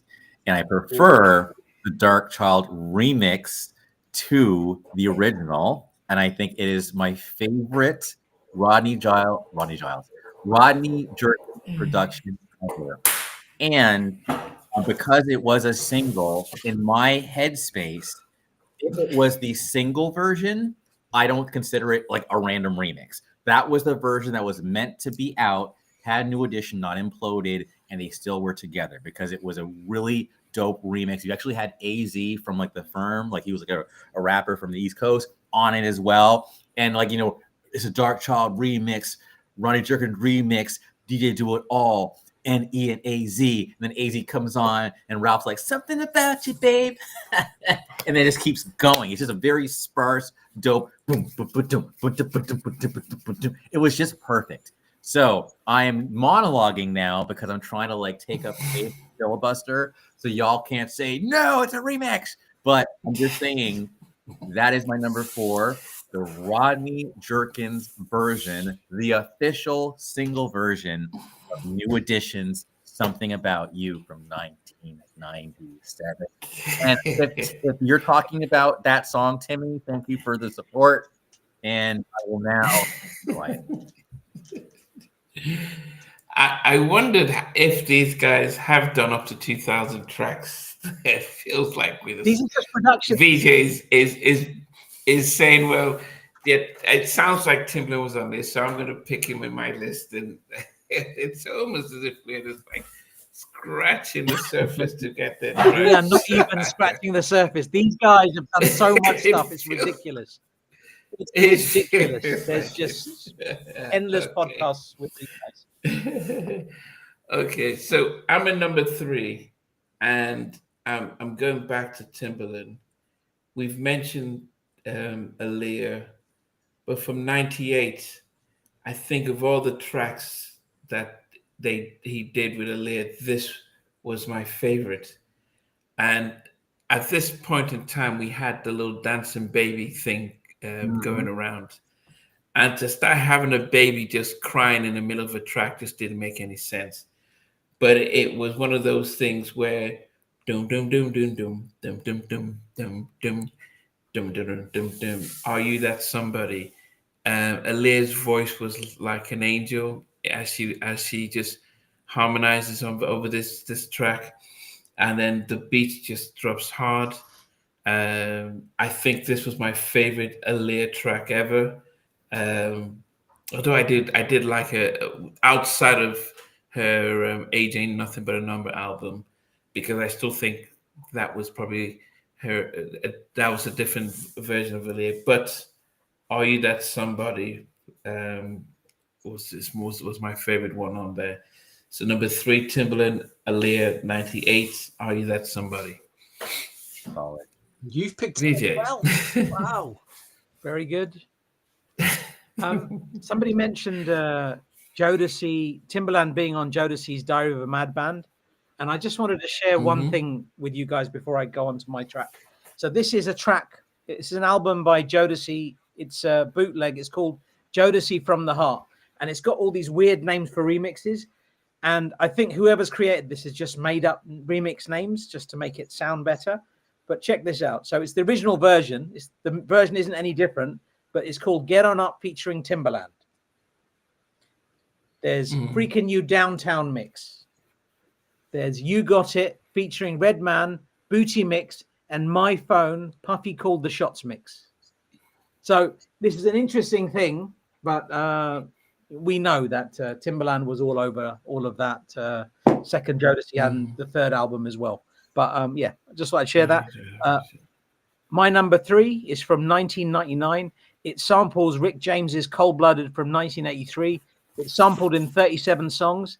And this song is perfect. You cannot improve this song. It's Old Dirty Bastard featuring Khalees, Got Your Money. Amazing. I love it. Number 3. That's my number 3. That's where we are. Wow. Doom, doom, doom, doom, doom. That's the one. Yeah, I mean, it was That's the one track I'm sick to death of hearing in the club, if I'm honest, BJ. Fair enough, but it's a track, big track. Massive tune. Yeah, I got really fed up the list hearing that one very quickly. I'm sorry. Fair mate. enough. Right. What did you put for number 3? Number 3 is my final Rodney Jerkins track, produced track, and again I'm going back to this soundtrack, and I've realised what I left out or didn't consider produced by Rodney Jerkins is by One Accord called "Don't Stop, Don't Quit." Ooh, what a track that is! Yeah, amazing track. But anyway, the track that I picked, and it goes back to my clubbing days of the 90s, and I always give you a bit of advice, guys, about the ladies. I'm not going to give you any advice tonight. I'm just going to say that when I was in a club back then, don't be in a club if you're in a relationship, because I tell you, my eyes back then, they were open and they shouldn't have been, which it relates to the song. Number 3, Joe, Don't Want to Be a Player. Don't want to be that was me. Okay. 7. Don't want to be a player no more. So yeah, that is number 3, Joe, and I'll leave it there. Wow, so that high up, okay. Yeah. Okay. Yeah, lovely track. Okay. What about you? Yeah, definitely. I feel What about you, Knight? Yeah, I feel like my pick for number 3, it is a Timbaland track, is a bit of a dark horse. I don't think people talk about this track a lot, but I personally loved it. I also loved the fact that there were multiple versions of it with different rappers. So on the album, I think the official rapper is Ludacris. However, on the album, there's also a version with Jay-Z on the rap.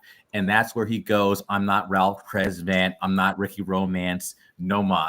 And I love how he also says, Jay-Z firing warning shots to get at his girl. He says, get your independent ass out of here. Question, so basically he was talking to not Britney, talking to Beyonce before it happened. A lot of buildup. Finally, the video features Missy and, oh my God, forget Trina. I think Trina's in the video as well. This song is a Missy Elliott song called 1 Minute Man, produced by Timbaland. I think that song is, and I'm praying it's Timbaland. I'm sure it's Timbaland because I'm getting clear now. That song, I mean, I love that song. I love the raps on it. Why that beat? I want a mix that has everybody. I want to have a mix that has like Jay-Z opening, then she sings, then you have the Ludacris, then you have the Trina, because you only hear the Trina version. Thank you, Jax. You have the Trina version during the video, and then end it off. That song is fire. Number 3, Missy. Okay, that's fine. Everyone can have their opinion. Red. Hold on. Andrew, I just wanted to share.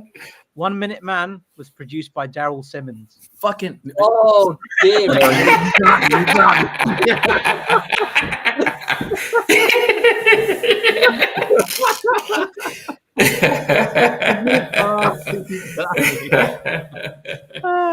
was funny. Yeah, okay. Okay. At least you got a Timbaland on there. Okay. Number 2 for me, I have to always be careful what I say. I was going to say I'm not a big fan of this artist, but I was going to say that in 2000, this, so I mean, you had the track, the producer, the production, you had the music director, and then you had the flow. And Big Pimpin' was just on a just whole new level with that whole Timbaland. And then of course Hype Williams had the sort of letterbox, and he said, I'm gonna go milk with this one. But I listened to it again today with UGK, and just the whole flow, and Timbaland was almost like, he was just on fire when he was just doing these kind of the productions at this time. And to give Jay-Z his credit, he knows how to flow when he gets a beat. But this was just fire. As much as I didn't want to. This was the only. I'm looking through. Okay, now I had Nori, and Mystical and Nelly. I didn't realize I had that many hip hop tracks in there. But this was what the late '90s was giving us. It went from R&B to hip hop. But Timbaland and Jay-Z, UGK, Big Pimpin', number 2 for me. Nice, man. Yeah. Okay, VJ, what's your second track? So my number 2 is by Genuine. It's from 96. It samples the Sunday's Life and Soul from 92. It also has 3 other sound effects as samples. This song, when it came out, was so influential. It was just too much. And I listened to this so much. It made it on many, many tapes. I'm talking, and I'm not saying there weren't better songs on the album. There may well have been. I listened to the album a lot. But because of its impact alone, I'm going with Genuine Pony, number 2. Okay. Brilliant. Wow. Quite high up. Okay. Yeah. Stevie, what's number 2 for you? Number 2, my memories of this track. going back to a record shop in Manchester called Eastern Bloc Records. And I shout to a guy I've not seen for years because he gave me a big DJing opportunity back then, a guy called Errol Phipps. I've not heard or seen him for years. He was serving behind the counter at the time. I went in. I'd actually just got back from my first trip from America. And I went in, and at the time promo 12s were the big thing, and they were all £10 each. They killed you to buy 12-inch for £10 at the time.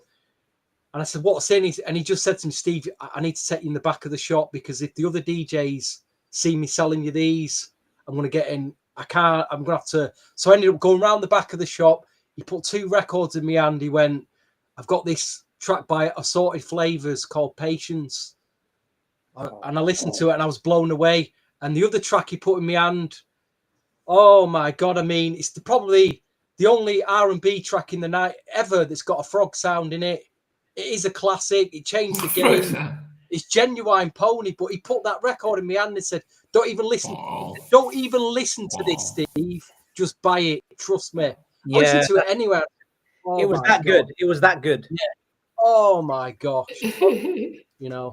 But that was it. And that was £20 gone out of my, £20 in 1990s. That was a lot. £20 in 1996 was a lot of bleeding, was a lot of money. Spending on records anyway. But there you go. Yeah, good choice, man. Okay. Well, good choice to you. Okay. We're both on the same page there. What about you, Andrew? All right. What's well, my number 2 was about dropping bows on them. Basically, there was an album version and a video version, and they basically sound the same. But if you have a keen ear, there are differences in how it's produced or how it's mixed or edited, or whatever. But my number 2 is the final appearance by the Neptunes, and it's Southern Hospitality by Ludacris. I just love that song. I love the way it is. You can dance for banger. It just has energy to it, man. So that boom, boom. Boom, boom, boom, boom, boom. Throw them bows. Like it's just boom, boom. It's just chaotic, man. So that's it. That is the Neptunes for me finest production as far as the rules go with this. One artist per production duo. So that's my pick. Yeah, that was in my outside honorable mentions with the Neptunes. I remember the video with Ludacris upside down and stuff. But yes, Southern Hospitality, that was a good one. All right, so I'm going to go through number 15 down to number 1. So I started out with Caught Out There with Khalees by the Neptunes, 99. Get Your Freak On, Timbaland, producing for Missy. Oops Oh My, Timbaland producing for Tweet. Super Thug, the Neptunes for Noriega. Use Your Heart, the Neptunes, SWV. Don't Want to Be a Player, Darkchild for Joe. The Things You Do, Darkchild for Gina Thompson. Shake Your Ass, Neptunes for Mystical. Hard in Here, Neptunes for Nelly. Say My Name, Darkchild, Destiny's Child. He Wasn't Mad Enough for Me, Darkchild, Tony Braxton. What About Us, Timbaland, Total. Are You That Somebody, Timbaland, Aaliyah. Big Pimpin', Timbaland, Jay-Z featuring UGK. So you imagine I got 3 Timbaland tracks in my top 5. But with number 1, they can only be 1. My favorite album by this artist is Share My World. Now that's my favorite Mary J. Blige album. What did I say, Stevie? And what did I say? This particular track is, it is just so hard hitting, and it doesn't matter when you play it, and the combination of Mary and Missy, and little Kim, and of course Kim was just on another level during this time. She was everywhere. She was hot, but I Can Love You. I mean, when this is Rodney having to compete with all these other producers after Puffy leaves Mary, and he comes out with this, and it is hard hitting. Doom, doom, doom, doom. I can love you better than she. So I Can Love You is my favorite track from these three producers, Darkchild, and it came out in 97, and it's number one. Oh yeah. Very good choice. Very honourable pick there, Namdi. Very honourable pick. CJ, let's go from 15 down to 1. Can I read the tracks that didn't make my list now? Is that the time to say it now? The tracks. It depends on how many you're going to put in there. How many? Just let him read them. Let him read them. There's a lot here. So, Oh God. I mean, Timbaland and Kerry Hilson, The Way I Are, should be mentioned. Justin Timberlake, he did so much with both sets of producers. Nelly Furtado, Say It Right, honorable mention. Bubba Sparks, Tweet, Jay-Z, Usher, Player, Timbaland and Magoo, Love to Love You needs a mention. Hot Like Fire remix by Aaliyah, if we were allowed remixes. Missy Elliott, Super Duper Fly, the whole album, fantastic. Babyface, There She Goes, phenomenal. Super Duper Fly, we mentioned. This Is for the Lover remix. Devante Gin and Juice, The Sister, for all the sisters around the world. The Show, The After Party with Jodeci. Britney Spears co-ed remix of Boys, Pharrell, Marilyn Monroe, Kenna, honorable mention to Chad Hugo, incredible production. The Clips, Prince, The Greatest Romance That's Ever Been Sold. The remixes, Khalees, Noriega, Super Thug, Total, When Boy Meets Girl, Blackstreet, Tonight's the Night, Rex and Effect, Rump Shaker, J Quest, Brian McKnight, Stay or Let It Go remix, N-Ton, Can't Stop Thinking, unbelievable Rodney Jerkins production. Dallas Austin and Rodney Jerkins track Brandy and Monica, The Girl Is The Boy Is Mine. Whitney Houston, It's Not Right But It's Okay. Andrea Martin, Let Me Return the Favor. I can't believe nobody has put that in their list. Awesome track. Tasha Holiday, Just the Way You Like It. Joe, Don't Want to Be a Player. Simone Hines, Yeah, Yeah, Yeah. Uncle Sam, Baby You Are remixes. To the Extreme, You Got Me Going remix. Twice, Sparkle remix. Aaliyah, Everything's Gonna Be All Right. Horace Brown, Nothing But a Party. Incredible Rodney Jerkins production. Jason Weaver, Stay With Me. Funk Box with Teddy and Rodney for Rex and Effect. Menavision, Do Things remix. Tony Thompson, Handle Our Business was actually produced by Rodney Jerkins, not Dave Hollister. He is not credited on that at all, but Dave Hollister didn't touch it at all. Then you've got Veronica, who Stevie mentioned. Omar Chandler, I Know What's on Your Mind. Hodge, Head Nod. Vanessa Williams, The Way You Love, rhythm remix. Oh, it's gone through the entire lot, Ace. Right, come on. Two more. All this love. Okay. That's it. I'm done. I'm finished. That was it. That's it.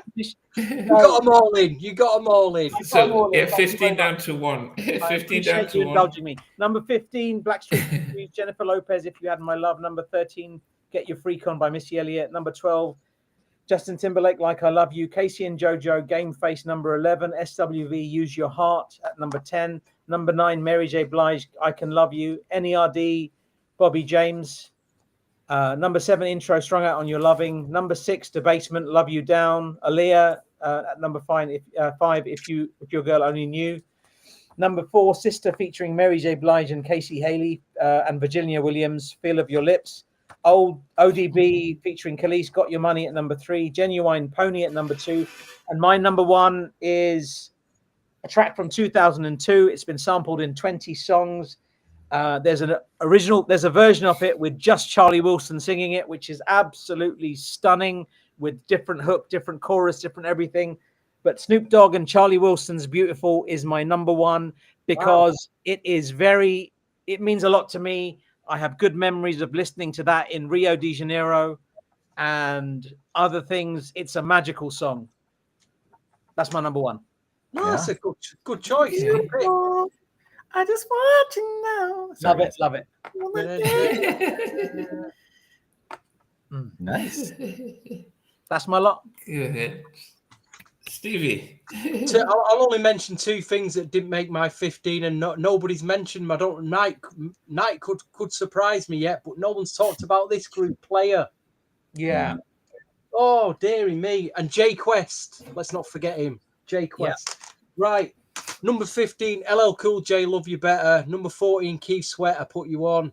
Timbaland and Maganu, 2 great rappers there. Not Love to Love You. Number 12, Khalees, Good Stuff. Number 11, Veronica, Without Love. Number 10, Total, What About Us. Number 9, Intro, Strung Out on Your Loving. Number 8, Menavision, Instant Love. Number 7, 702 Star. Number 6, Usher, You Don't Have to Call. Number 5, SWV, Can We? Number 4, Mystical, Shake Your Ass. Number 3, Joe, Don't Want to Be a Player. Number 2, Genuine, Pony. Number 1, Teddy Riley changed the game with New Jack Swing, and I didn't think it could be changed again, R&B, but it was in 1996. When I first heard this record, when I was in the US for the first time, cruising along in a car, and I just heard this beat structure in the record that I'd never heard before. And when I heard it, I thought, it's changed. From now on, the game, this is it. This is the moment that R&B production has changed. And I wasn't wrong, because it did. It changed completely after this. Aaliyah, 1 in a Million, is my number 1 record. Easily my number 1 out of all of that. The whole thing changed after that, just for that one record alone. I'm amazed none of you have picked it. I'm stunned. None of you picked that record. But that isn't, what a classic. Even Gen Z are all over that now. They're all over Aaliyah. Anyway, carry on, Andrew Knight. All right. Well, I'll just say this. So I think that my music knowledge really, like my core music knowledge, is like 87 to 2002. That's number 1. Number 2, because I feel like these producers are super commercial, in my opinion. Like, that's why all of my picks are the more commercial ones. Number 3, the 1 song per artist per producer rule is why 1 in a Million. Why I gave it away. Anyways, I'm alone. So I almost gave it away. I give it away almost, but you know who it is now at number 1. But anyway, that said, let's just go with the top 15. So number 15 for me was Holler, Spice Girls, Laugh It Off. Number 14, Break It Down, Michael Jackson. Number 13, Say It Right. However, had I remembered Can We, it would. No, you changed that to Invincible. Oh, that's right, Invincible for number 14. But yeah, so number 14. Number 13 would have been Can We, but it's Say It Right here.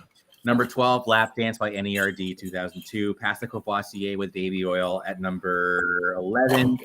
Slave for You, Britney, number 10. Don't Go to the Sky, Community, number 9. Number 8, I Can Love You, Mary J. Blige. Number 7, Big Pimpin' Jay-Z. Number 6, Pony, Genuine. Number 5, Grindin' by Clips. Number 4, Something About You by New Edition Remix, Controversy. Number 3, 1 Minute Man, Missy Elliott. Number 2, Southern Hospitality, Ludacris. And number 1 is a song that I think there was nothing like it now, and there's nothing like it afterwards. It was on the soundtrack to Romeo Must Die.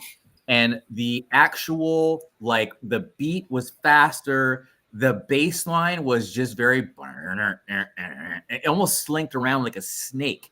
And then you had the video featuring Jet Li. She's got the eyeshadow. She's got the dancers. And at the end, she's got the canes. And then you got Timbaland saying, it's been a long time. Should left you without a dope beat to step to. Step, step, step, step, step two. Step, step, step, step, step two. Boom, boom, bump, bump, bump. At number 1, the most unique and the pinnacle, I think, of this man's career at the start of the millennium, Timbaland with Missy at Try Again. And I didn't see Try Again mentioned anywhere. I think I saw it once in the comments. But for me, there's just something about that song. I got sick of it. It was everywhere. I mean, it got played so often, even on pop stations, like, yeah, Try Again, Britney, NSYNC, Backstreet, Try Again. But when Try Again came out in the spring of 2000, and it was new, I thought it was like some Star Trek shit. It was just so next level. Mind-bending. Absolutely mind-bending. Yeah. You guys get the picture. I just had to give it some fucking sauce. So that's and that's why it when Aaliyah passed, it was so devastating, because you knew she was on the cusp. She was on the cusp after that. I had to pull it when I first heard that. It was premiered on like a Radio 1 show that evening, and I had to pull the car over. I'm like, what is this? What is this? Incredible.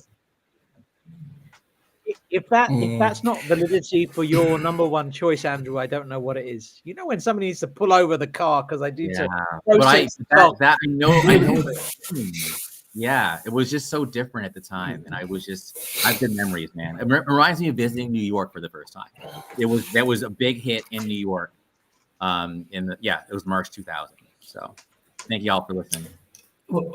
When I look at my list, in my top 10, it was mainly I had 5 Darkchild tracks in my top 10, and 3 Timbaland and 2 Neptunes. But in my top 5, it was 3 Timbaland and 2 Neptunes. So there were the Timbaland tracks. I mean, there was a variety of them that I really did like. But as I said, I Can Love You was I felt Neptune got a bit one-trick pony in the end. I thought Rodney Jerkins had a solid R&B sound. Didn't change anything, but it was just a solid R&B sound. But I felt Timbaland, he just kept changing. He had like 3 miles phases. ahead. He's miles ahead now. Everyone's getting on him about AI, but again, he's ahead of the game. He's ahead of the game again. He's already, Yeah. I mean, it's when we did this, the same thing when we did our Teddy, Jimmy, and LA and Babyface. It wasn't about picking who was the best out of the 3, and even with this one, it's just acknowledging that they really had a vast catalog, and just like the predecessors that we looked at, they all knew each other, respected each other, and they all were competing on the charts at the same time, which is if anyone follows tennis, Djokovic, Federer, and Nadal, 3 greats all battling at the same time, and that's what these guys were doing. They were just pushing each other as that second generation round of producers. And the thing is that, well, apart from the Neptunes, the others are still making music now. So definitely was definitely a very long and good failed list. at doing, and he tried to do Afro beats. Didn't work at all. That you should have left that one alone. Well, at least he tried. He try. You know what I mean? It's like there's been quite a lot of American producers try to do Afro beats. You can't. Just get the Nigerians. No one put "Rock My World" in their top 15. Was there a reason? Because or "The Boy Is Mine"? No one put those 2 tracks. It's in the main list. It's in there. No, but I'm talking about among the 3 of the 4. No one put "Rock My World" or "The Boy Is Mine." Huh? It was an option. But I think Rodney's done better work than the stuff he's done with Michael. And what about "The Boy Is Mine"? Which was a massive track. Yeah. Brandy and but Monica. then you mentioned this earlier about combining producers, like you were joking about it, but that was a Rodney and Dallas Austin combination, so it was 2 producers. It wasn't just Rodney Jerkins. It was Rodney did the track, but Monica's versions were done by Dallas, but it was mainly his stuff. He talks about how he came up with the whole thing. I had a chat with Dallas about the song a couple of years ago. He said the same thing the other way around. He said that he was very prominent on that, but then I don't know. What do you say? I mean, we weren't there, so we don't know. But I give the credit to both of them. I think they're both incredible producers. They smashed it. Okay, go ahead with your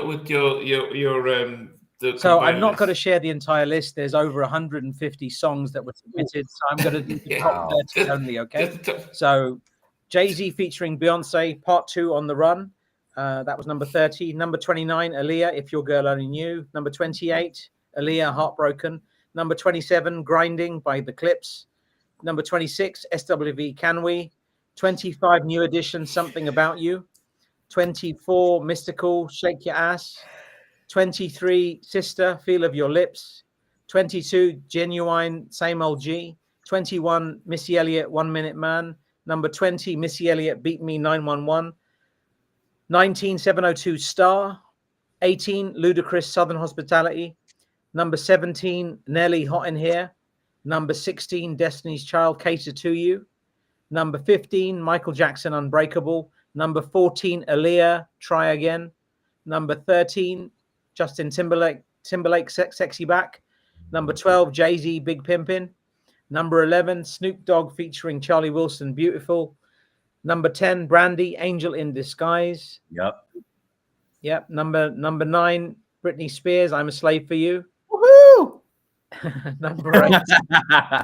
Number 8, SWV, Use Your Heart. Number 7, ODB and Khalees, Got Your Money. Wow. Number 6, Mary J. Blige, I Can Love You. Nice. Number 5, Intro, Strung Out on Your Loving. Number 4, Joe, Don't Want to Be a Player. Number 3, Aaliyah, One in a Million. Number 2, Usher, You Don't Have to Call. Wow. Number 1, Timbaland, Rules the Roost with Genuine Pony. Yeah, there it is. I was pretty close there. I was pretty close in that top 5 again. Yeah, it was good. Yeah, your list was very, very close to that, man.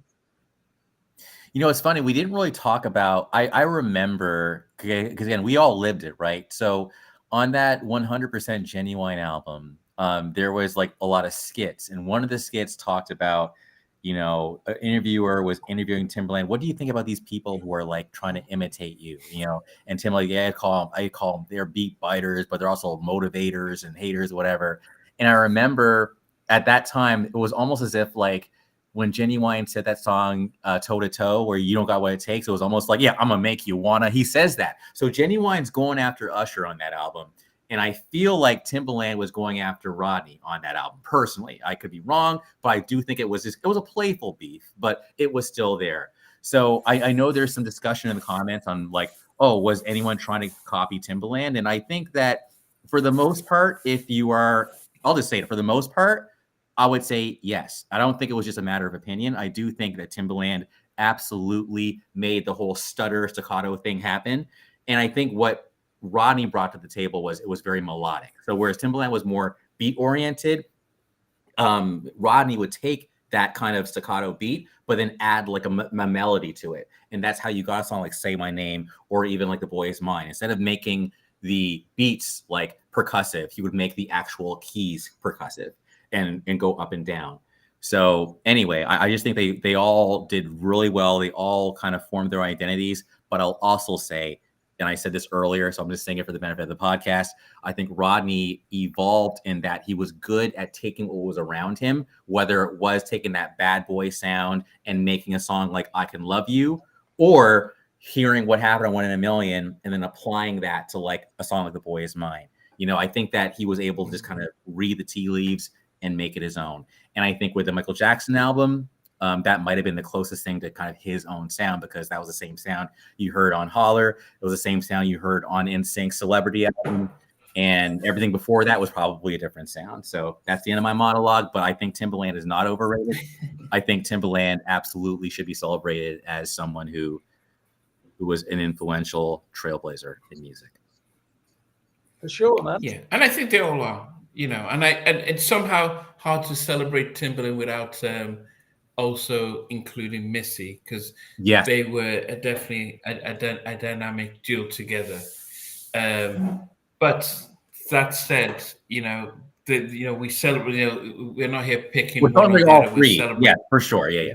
We're definitely celebrating all three, and that's the beauty of what we're doing. So, guys, we will when we do volume 3 and get another set of producers, it's going to be the same thing. So we you know, out of respect, we're not going to rate which is our favorite out of them. But volume 3 will coming up later in the summer, and it'll be interesting to see how that will go. But it's been a good 2.5 hours. Final reflections, VJ, Stevie, and then Andrew. I was going to say this is the halfway point. We've just got another 2.5 hours to go now. We've got lots to discuss. So I hope you're tuned in and get your cocoa or whatever you want to get, and we'll get back. Just wanted to say thank you everybody for joining. It's been a great podcast. It's been very hard. This was a very tough one to do. I found it very difficult, and I think that's because I think you can do a podcast on each of these producers by themselves, comfortably, and there's a lot of music to cover. I don't think one podcast per producer is enough. They're that good. But yeah, it's a great choice again, Nnamdi. Thanks. And yeah, that's it. Cheers. Okay, Stevie. Yeah, I've enjoyed it this evening, but I hope on the next podcast for producers we get more closer to the New Jack Swing era or mid-90s, and But I've enjoyed this one. Like you said, there's a lot of crossover on this one. A lot of crossover into. I won't mention them, but But that's it. I'm done. I'm done this evening. Yeah, I'll just say it was great. But I always think kind of macro as well. So this is the last time that we're going to be on a podcast before the three of us, as in Stevie, VJ, and myself, are all going to be at the same place at the same time in New Jersey. Can you let people know where you guys are going to next week? Yeah, we're going to the the Rock the Bell Prudential Center Rock the Bell Festival, Prudential. And it's going to be a class reunion of the Uptown crew taking place there. So that was a good enough reason for the old crew to get the band back together. We may do some, interviews. We may do some broadcasts, some podcasts from there. Who knows? But it's going to be a lot of fun. So, yeah, I'm ready for it. Yeah, so it's going to be Rock the Bells, also DJF's Untouchable. So So intro, Donnell. World War III while we're out there. You know what I mean? So yeah. But guys, for for everyone in the comments, always remember that the show is partly us and mostly you guys, because as you're putting in the comments, we're all reading them, we're all taking part of them. None of us is using baby oil this evening, but we're enjoying. It is part of the whole thing that you guys do mention tomorrow night. It's always important that you guys remember that the comments and stuff is part of the show. So we always appreciate you guys taking part in this. Definitely a long one.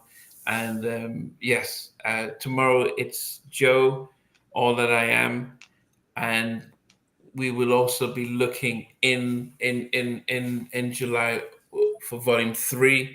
We'll discuss the next round of producers, and then we'll put that out as well. But for the four of us, thanks again for you guys for enjoying with us for the last 2.5 hours. Remember that we celebrate and we don't discriminate. So it's been great. It's been fun. And we'll definitely see you guys next time. Take care. Hey guys, thanks for watching. Thanks for being a part of Halftime Chat. Please remember to subscribe, share, and comment. But most importantly, why don't you become a member of Halftime Chat? We've got amazing videos, amazing perks, and being able to support the channel. But anyway, thanks for watching. Take care. I never participated in that category. Somewhere in between us, or even loving us, on which I didn't miss you. What was it like growing up? She's still making an impact on 4 houses down.